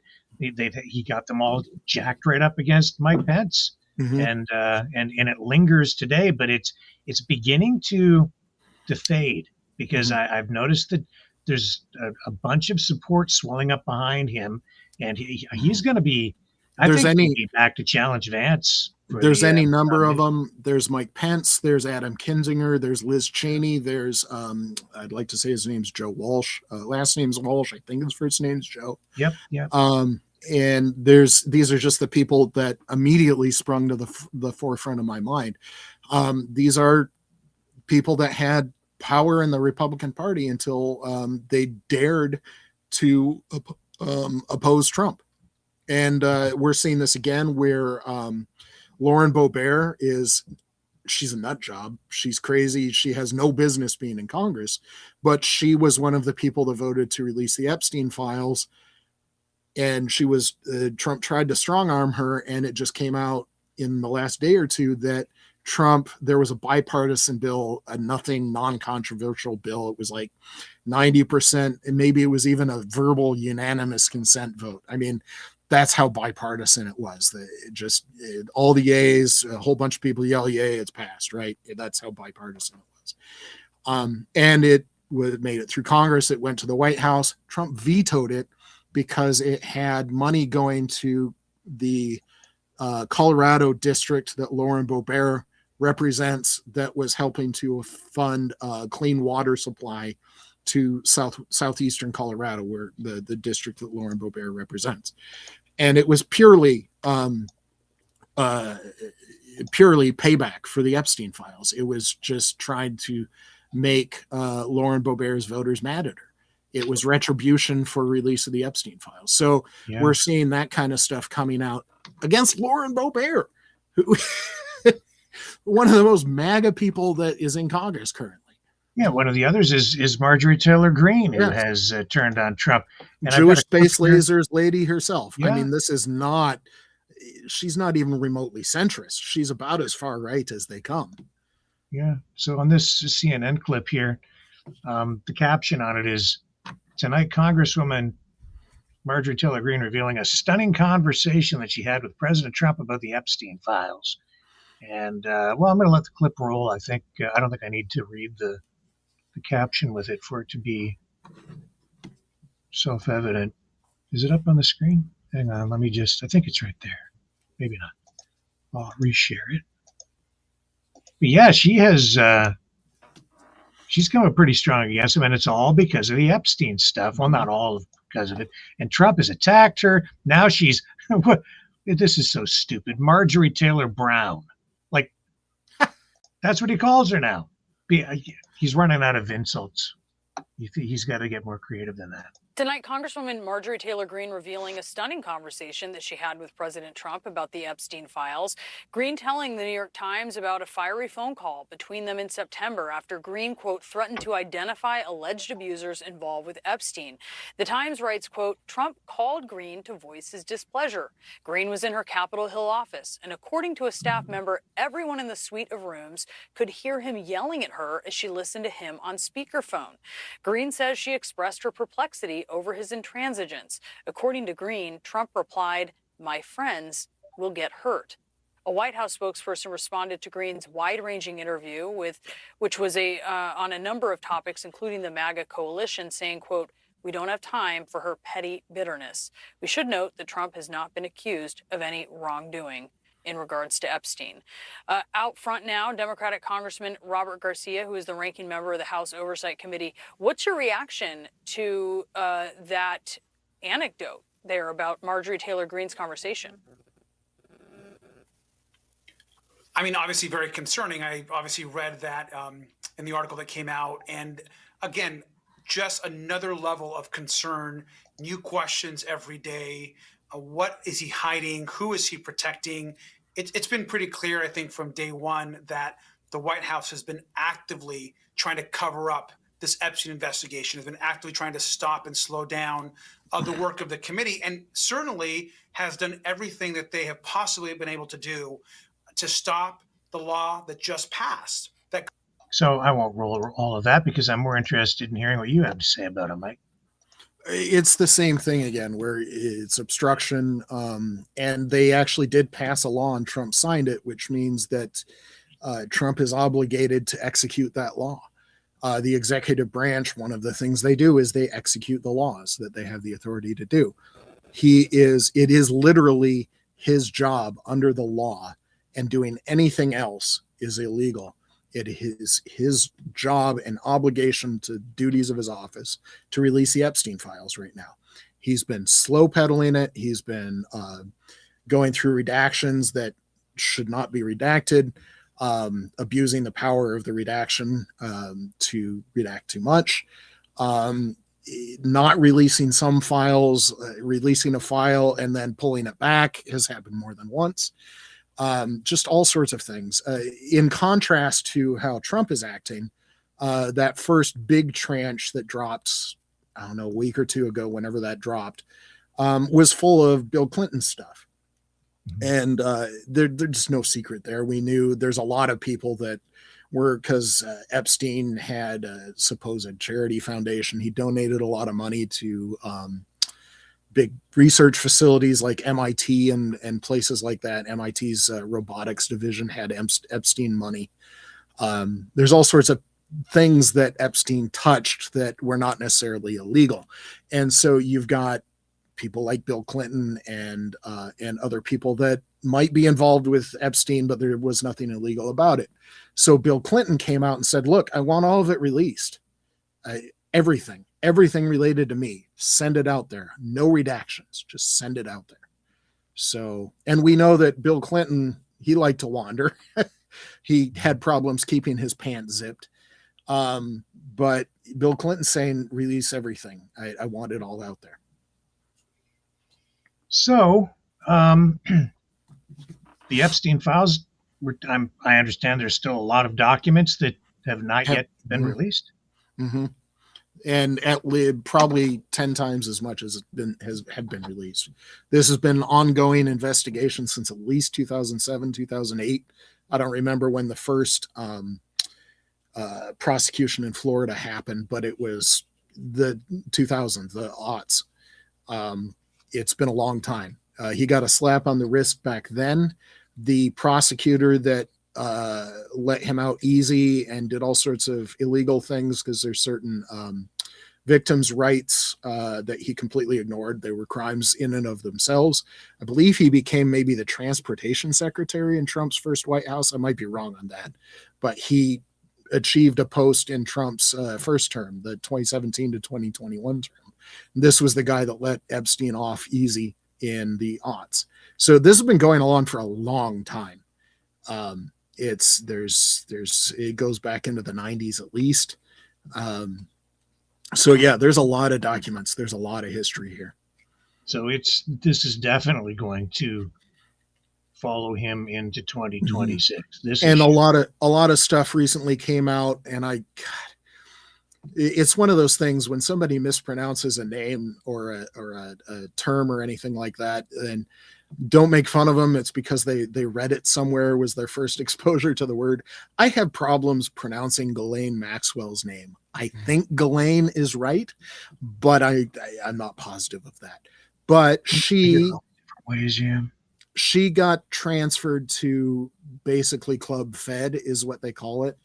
And again, the victims were not informed. When a convicted criminal has transfer of custody, the victims are supposed to be informed.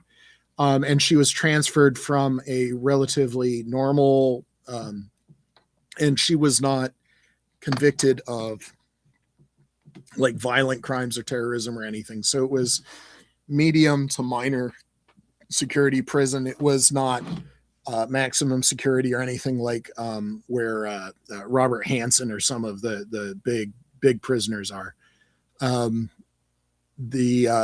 She was transferred to Club Fed, like a no security prison. She has like books and internet access, and is basically a cushy federal paid for life going on right now. But this was after Trump said sent Todd Blanche to interview her, and Emil Bove, that's another name I'm not sure how to pronounce because I read it first, not heard it. He was now a district federal judge, but he was one of Trump's lawyers in on that whole interview and transfer her to that. All that stuff is starting to come to light, and it looks like conspiracy and fraud and obstruction of justice. Some of the classic favorites of Donald Trump and other people. So yeah, that stuff's not going away because some of that stuff just recently came to light, especially the stuff Todd. Now I'm mixing up the name, Emil Bove, and I'd like to say Todd Blanche, but I might have gotten that name wrong. I'm so Yeah, sorry. that's right. Yeah. Yeah. So both of those people, and when you had just been confirmed to a lifetime appointment on the federal judicial bench, but you've got obstruction of justice and pedophilia protectionism going on in your past, in your very recent past, like months before your Senate confirmation hearing. Yeah, this might lead to the impeachment of a federal judge, and Emil Bove might not be a judge anymore. So yeah, this is going to keep going, because if there's one thing that, like the old saying goes, because the Trump people, MAGA people, are like, but Bill Clinton and Bill Gates and all sorts of people are in the Epstein files too, and the supporters, the people that think that Bill Clinton and Bill Gates might actually be decent people, they're like, if they're in there and they're guilty, that's great. They need to go to jail. Let's release them. And it's one of those things that the supporters of those people, if they see pedophilia going on, they'll abandon the person. But the Trump voters, I don't think anything will make them abandon Trump. You would think pedophilia would be a line, but war crimes in Ukraine and spreading Kremlin talking points and obstruction of justice and retaining nuclear secrets and bribery and coercion and just all sorts of things are evidently not a line too far. So why would pedophilia be? Yeah, not to mention the Trump meme coin that came out with its initial offering, another exact dollars, and now it's worth about $4.90, and he is $1 billion richer. Yeah, another example of fraud.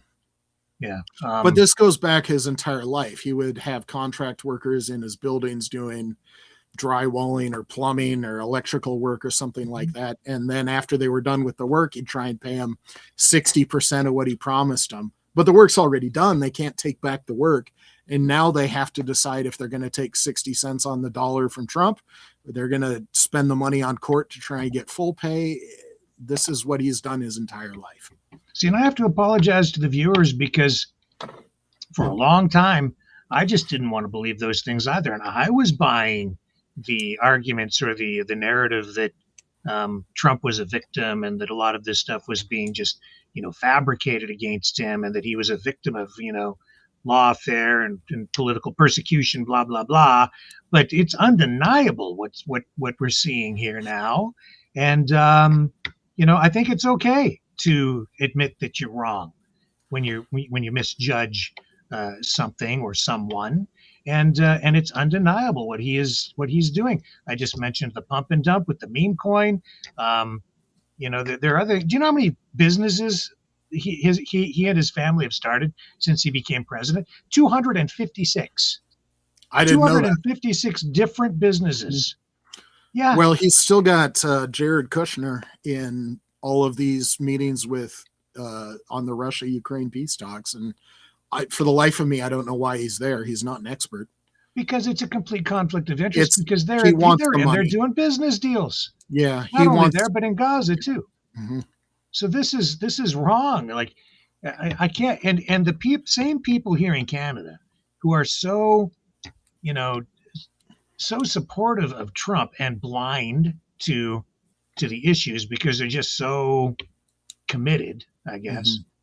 Mm-hmm. They're very quick to call out Mark Carney or other politicians up here for things that are maybe not even true or not nearly as serious. Like, he has investments, and they're all in trust. But I'm not here to defend Mark Carney. I'm just saying that there's a real mental double standard being played out here. And then people are accused of having TDS, which Trump uses as a shield. Yep. You're just suffering from Trump derangement syndrome. I think that the Trump derangement syndrome is in the heads of the people who refuse to see the negative side, who just can't see the balance. They're just Trump can do no wrong. And you can't go through life like that unless you're living a lie. If I could suggest, so like some of the people that I respect in the political arena, I don't have to be blind to their failings to continue to respect them. It's not a requirement. And so maybe that is an avenue, is that you can take each and everything. Like one of the better presidents that we had was LBJ in the 1960s. He did the civil rights stuff. But he was a racist jerk. He completely messed up the Vietnam stuff. There was also but he did the civil rights legislation. He got us to the moon with the space program. There's all sorts of things that he did that were great, but that doesn't mean that I have to think he's perfect. Because nobody's perfect. Yeah, he was a person. Beings. Yeah. He made some huge mistakes. I'm a President Obama fan. He royally screwed up in 2014 when Russia invaded Ukraine the first time. He did some things that were great after that. He did the tip to tail review and modernization of the U.S. military because he realized that we were not equipped to fight a major nation conflict in 2014. But he didn't. You can't be blind even when you like somebody. You should not be blind to their failings. You should not be blind to their mistakes. Yeah. And that it doesn't even mean that you have to stop liking them. For instance, one of the things I think Trump has done great in regards to Ukraine was he put on some harsher sanctions on Russian oil that Biden never did. And it was one of the things that, for all the good that Biden did for Ukraine, he royally screwed that up. He needed to hit Russian oil hard in 2022. And if not, once it became clear that the wildly successful Ukrainian counteroffensive in 2022 was not going to win the war, and then you started to head into 2023, maybe you should have done it. So you can see that you can't be blind to somebody's mistakes. As much as I'm going to praise Biden for what he did in regards to Ukraine, he screwed a lot of the stuff up too. Yeah. Canada, 51st state, trade deals, tariffs. I think one of the things that will haunt Trump in 2026 is the economy. Yep. Because he can make up all the numbers he wants, but when people go to the grocery store and they see prices increasing because of tariffs, and they already are, and when the jobs are becoming thinner and more scarce, I think that will also haunt him, because people will his support will continue to degrade, and we're seeing him slip in the polls now. But you were talking before we came on the air about how Canada has more leverage over the U.S. than the vast majority of people realize. Mm-hmm. And I'll just, maybe you can share that with our viewers, because that is for Canada, the trade negotiations, the North American Free Trade Deal or USMCA or mm-hmm. whatever it's going to be, or whether it even might be canceled. Trump says he might just cancel it, not renew it.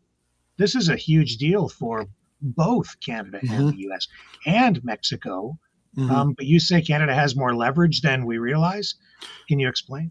Sure. And honestly, I mean, the 51st state thing, the United States and Canada were so close up to 2024 that in many ways we were halfway merged anyway. Just, you could cross the border, you didn't need to show your passport, the trade was just back and forth, there was no big deal. And when we're like, hey, let's do some aluminum or some oil trade or anything like that, alcohol, Jim Beam, whiskey, things like that, it was just a no-brainer. It's Canada. Let's do the deal. Let's have business, and we'll both be happier at the end of the day, kind of stuff.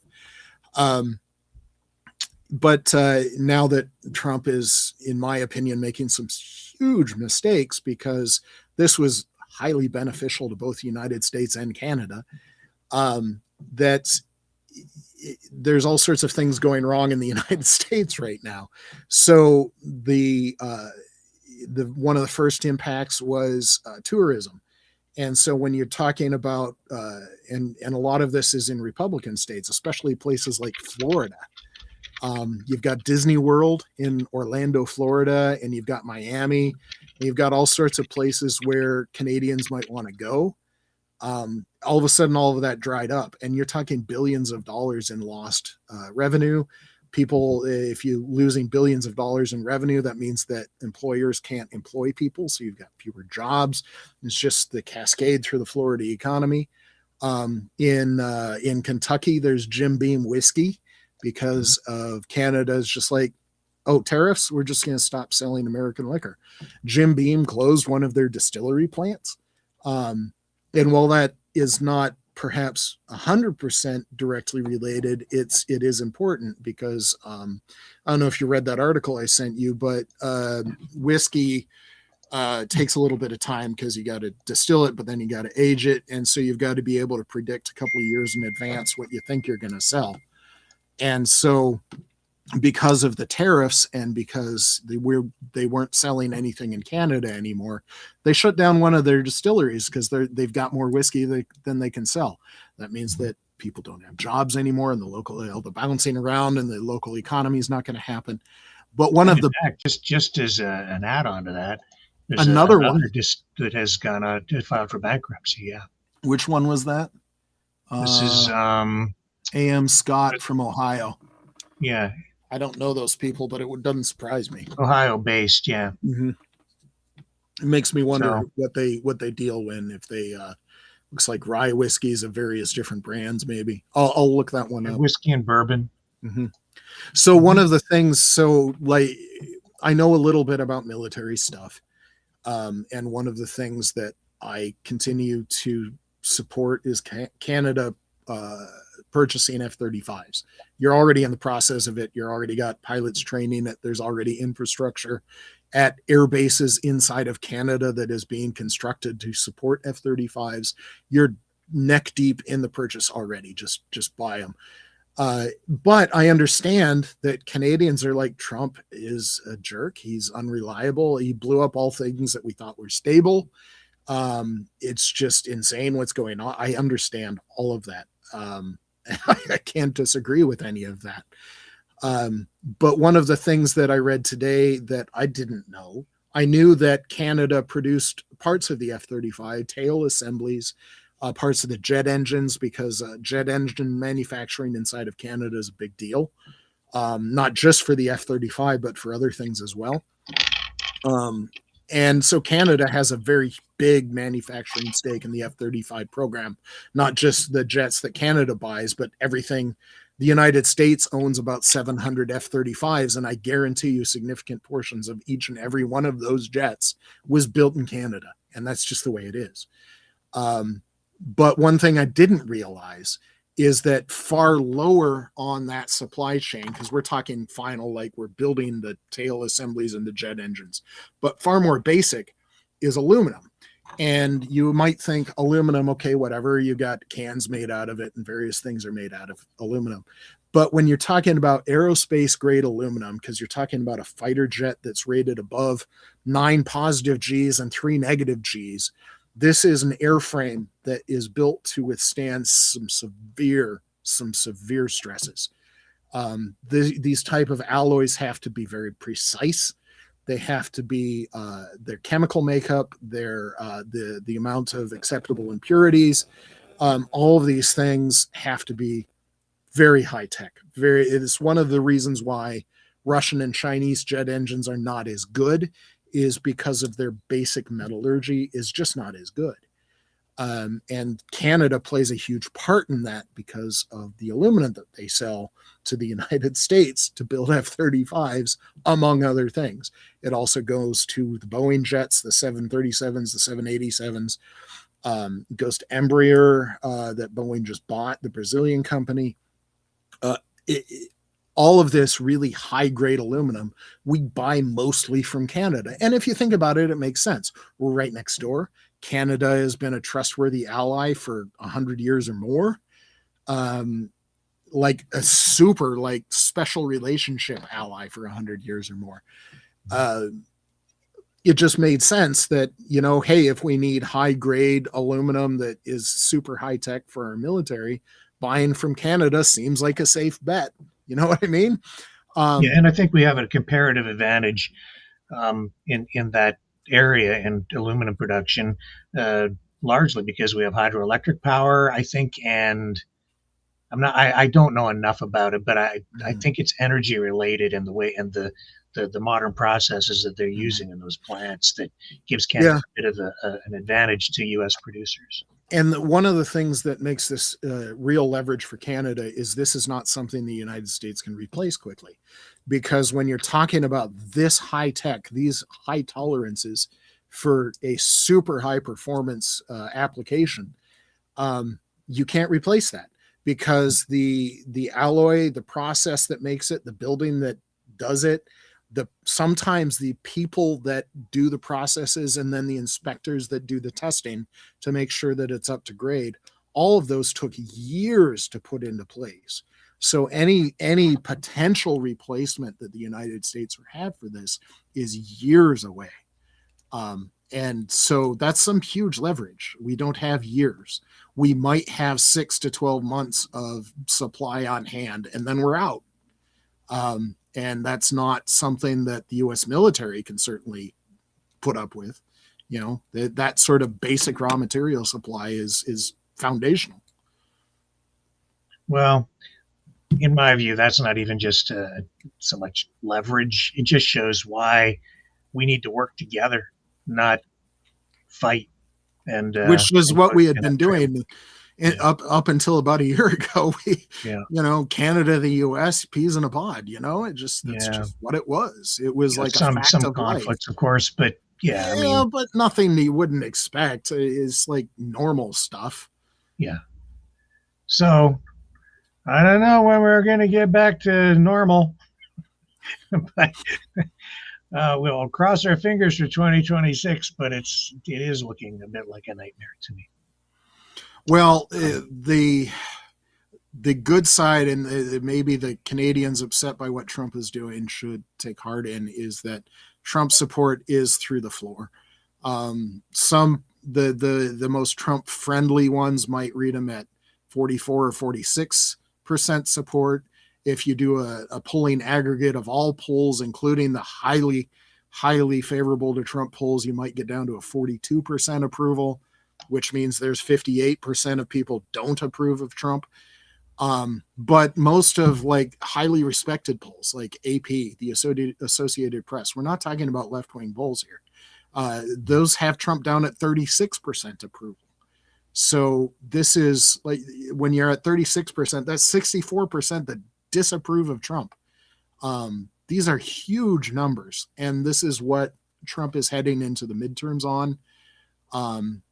You're never going to convince the diehard MAGA, what you said, the people that actually have Trump derangement syndrome. They're so in love and so believable and so gullible to Trump that they're deranged. You're never going to convince those people, or it'd be incredibly difficult to. But Trump won re-election in large part because there's people in the center that saw the post-COVID inflation and economic problems to say there's got to be a better way. One of the reasons I'll criticize Biden on is he did not effectively communicate how well he handled the post-COVID problem, because we expected a recession or even a depression. But Biden managed to stick a soft landing on the economy. The price of that was higher inflation that turned out to be intolerable. But if Biden had been better about communicating what he was doing, why, and the effects, maybe that wouldn't have happened. But what I'm saying, though, is that those people in the center are the ones that put Trump over the top. Those people are no longer with Trump. His biggest losses, because the people that oppose Trump, you're not going to convince those people to support Trump either. So it's the people in the middle. And those are the huge swings that are now so far anti-Trump, because he hasn't fixed inflation that they wanted him to fix. He's done he's made a royal mess of trade. He's done weird things with the military. They're not a big fan of the immigration tactics going on with the really ugly raids going on. There's just all sorts of things that they're just not happy with. Ukraine, regularly 80% of people said that we need to be doing more for Ukraine. So him spouting Kremlin talking points is not doing him any favors. So there's issue after issue after issue Trump is underwater on. And it's going to hit him hard in 2026 because we have elections again. And I would be shocked if the Republicans did not lose the House of Representatives. There's enough GOP representatives resigning. They might actually lose it before the elections because there might be GOP representatives that are like, look, I just can't do it anymore. Marjorie Taylor Greene, one of the most right-wing people, she's resigning in January. She's going to be gone. She's not going to be a representative anymore. She's like, I'm done. I just can't do it. And the majority they have in the House right now is razor thin. I think they can afford to lose like 3 people, and that's it. If you're losing Marjorie Taylor Greene, what did you do? You have a serious problem. Something's wrong. Yeah. It's like the dad. What did you do? Yeah. Kind of a thing. So if Canadian citizens can take heart in anything, it's that the dissatisfaction with Trump in the United States is really high right now.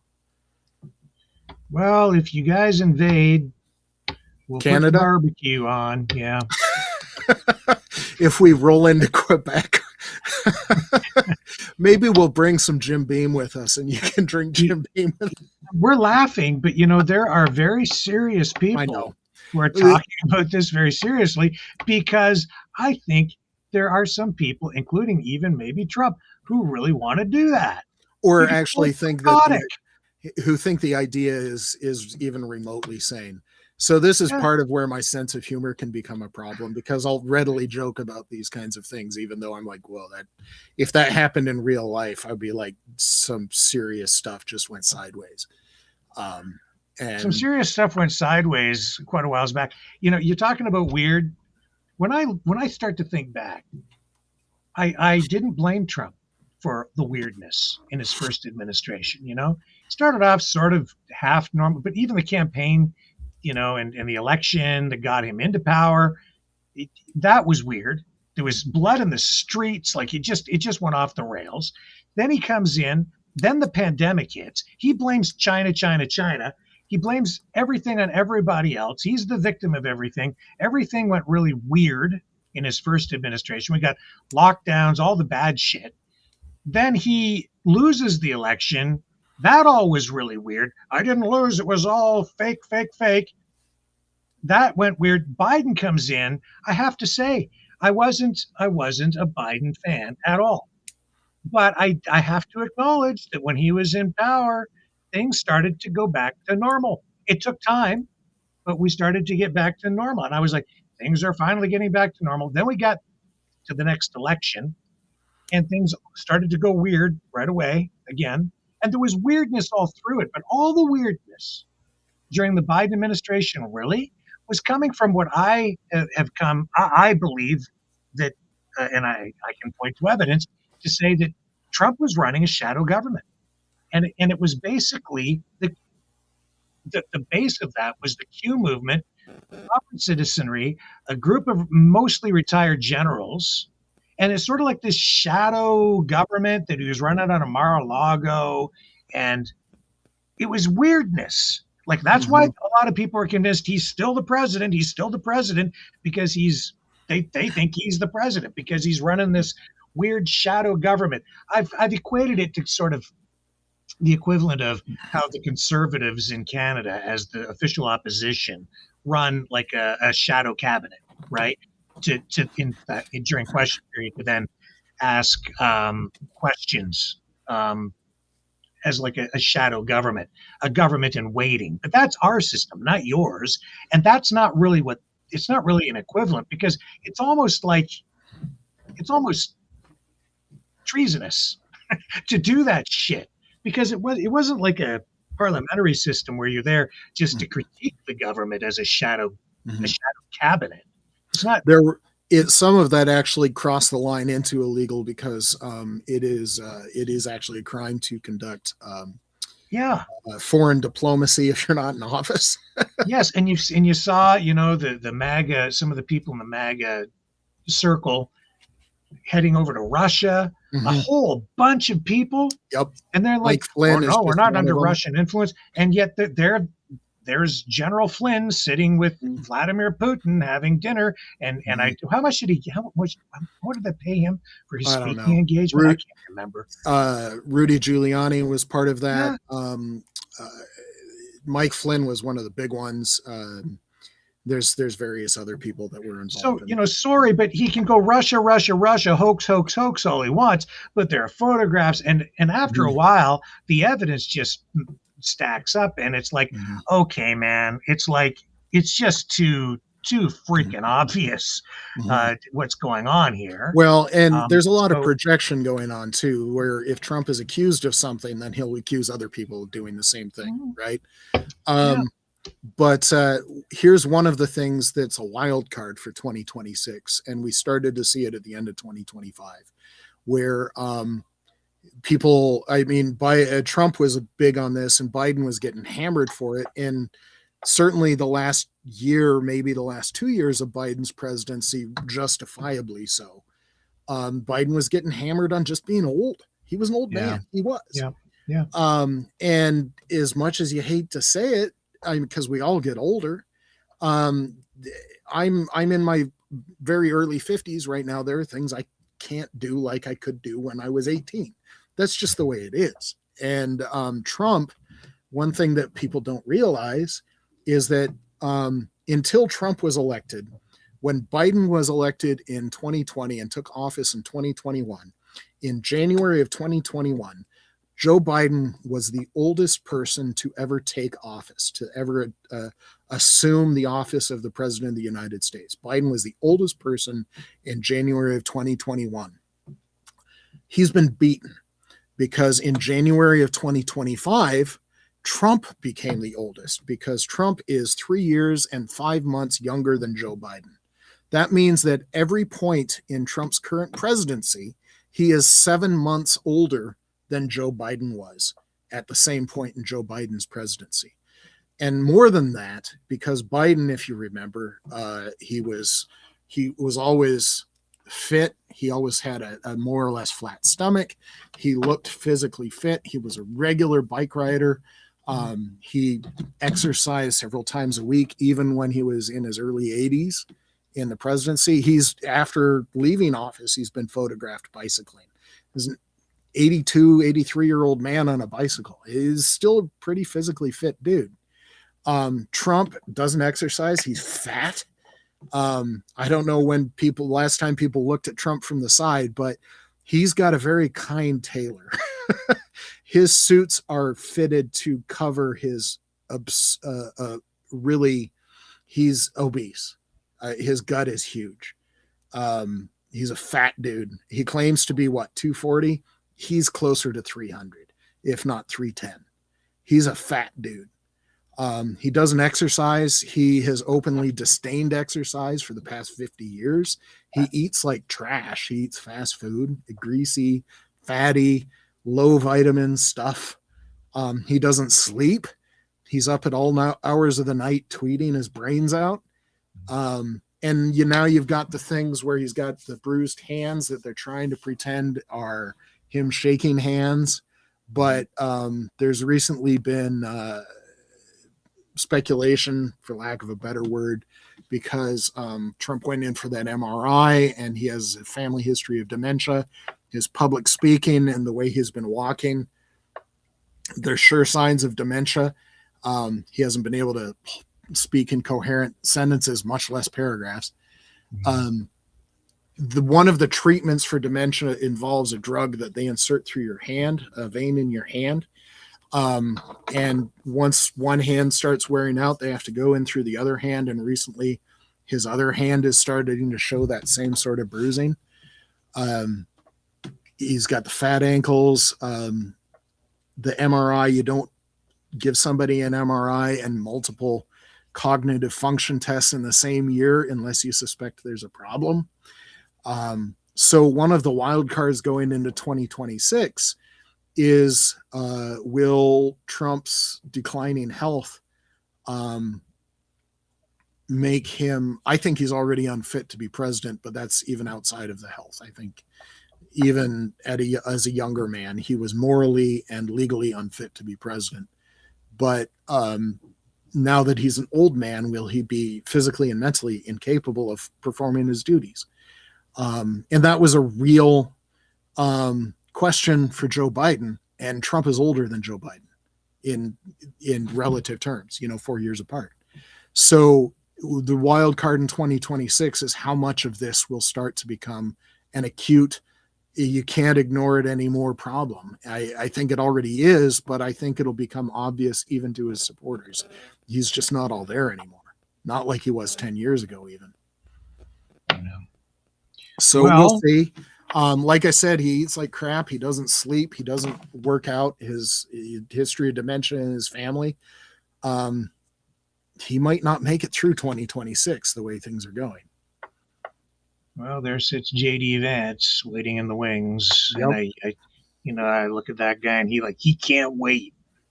Yeah. For Trump to kick off. Well, and he's kind of an amoral figure too. He'll just what he likes is power, and he's willing. I don't think he's as popular as people think he is. Not even remotely. No. Yeah, I think there's very few potential Democratic foes in 2028 that JD Vance would beat. And I think there were sparks on the stage when Erica Kirk had JD Vance running his fingers through her hair.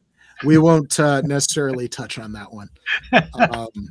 I there's know, a lot of things that I can say about that probably are not fit for. Oh yeah, I know.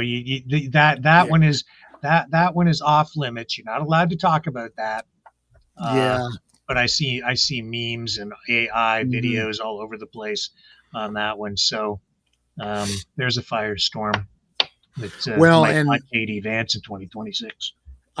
Just because there's smoke doesn't necessarily mean there's fire. That's right.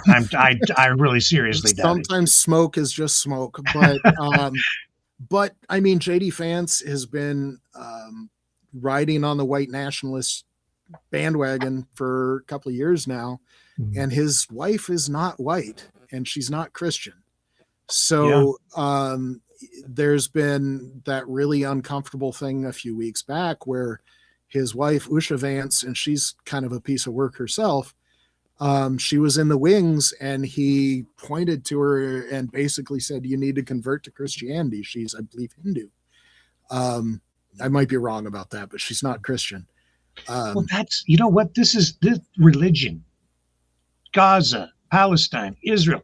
That's the issue. Did you watch anything from America Fest?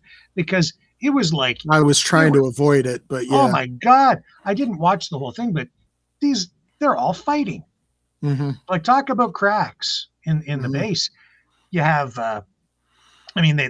because you got Nick Fuentes, you got Ben Shapiro, and oh my God, you got Erica Kirk and JD Vance, and there's all sorts of people that are basically fighting over the scraps like a pack of hyenas. So. Yeah, and they're coming for Ben Shapiro just because he's Jewish. Mm-hmm. And I strongly dislike to the point of detest Ben Shapiro, but he's not earning, the kind of vitriol that they're throwing at him is just way out of bounds. You can disagree with him on the issues, but when you start throwing the anti-Semitism at him, it's just insane. It shows how deep the bigotry goes. It's like they'll eat their own, but just over that issue, and this is self-destructing.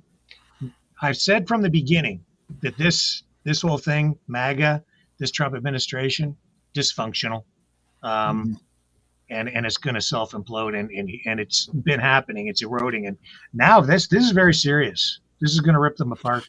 Well, and it's interesting, without going into any of the Charlie Kirk things, one of the things Charlie Kirk would have said in the first half of 2025, because the cracks were starting to show then, that Charlie Kirk was starting to push back on some of the anti-Semitism and stuff like that. That just all the religious nutbaggery going on, and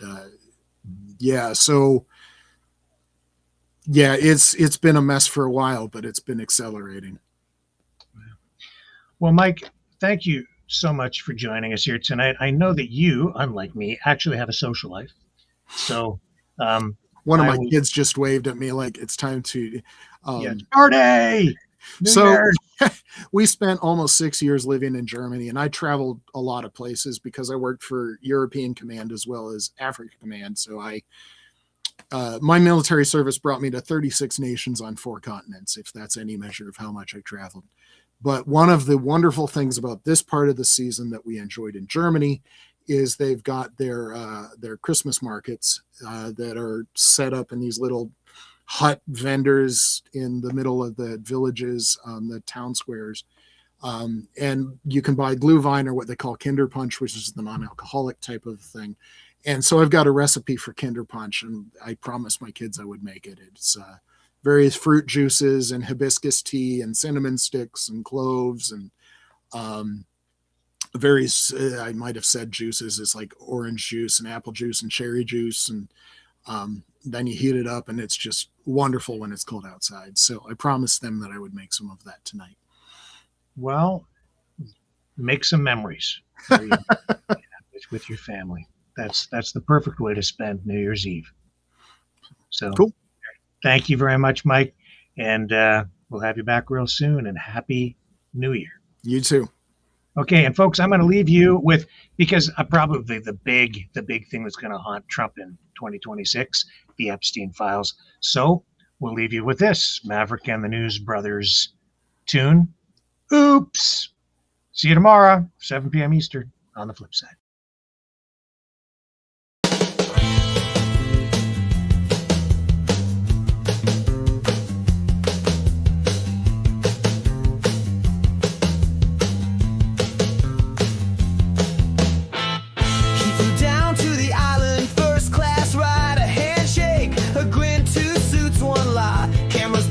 They both look clean, but the guest list redacted, if you know what I mean. No files exist, just a little twist, nothing to see here. Move along, folks, the truth's in the vault with the dirty jokes. No names released, justice deceased to protect the victims. And Donald Trump, shh, don't say the name, you'll get dumped.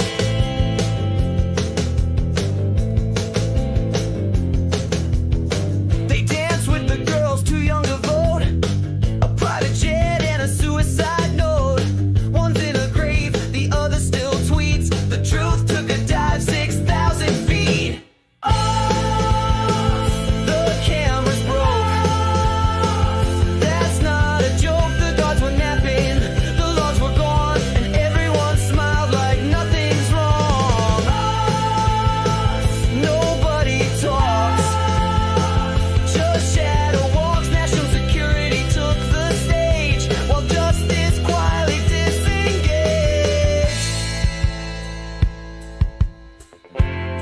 We can't release the names to protect the victims. And also Donald Trump. Coincidence? Just dumb luck. Right?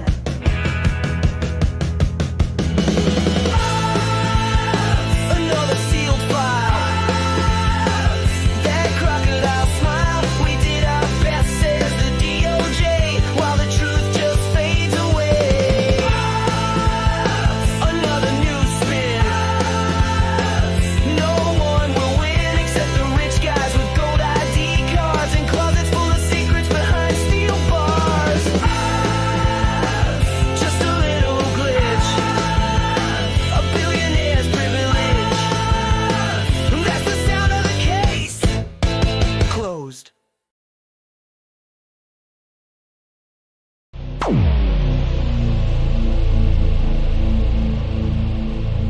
This has been a Maverick Multimedia production.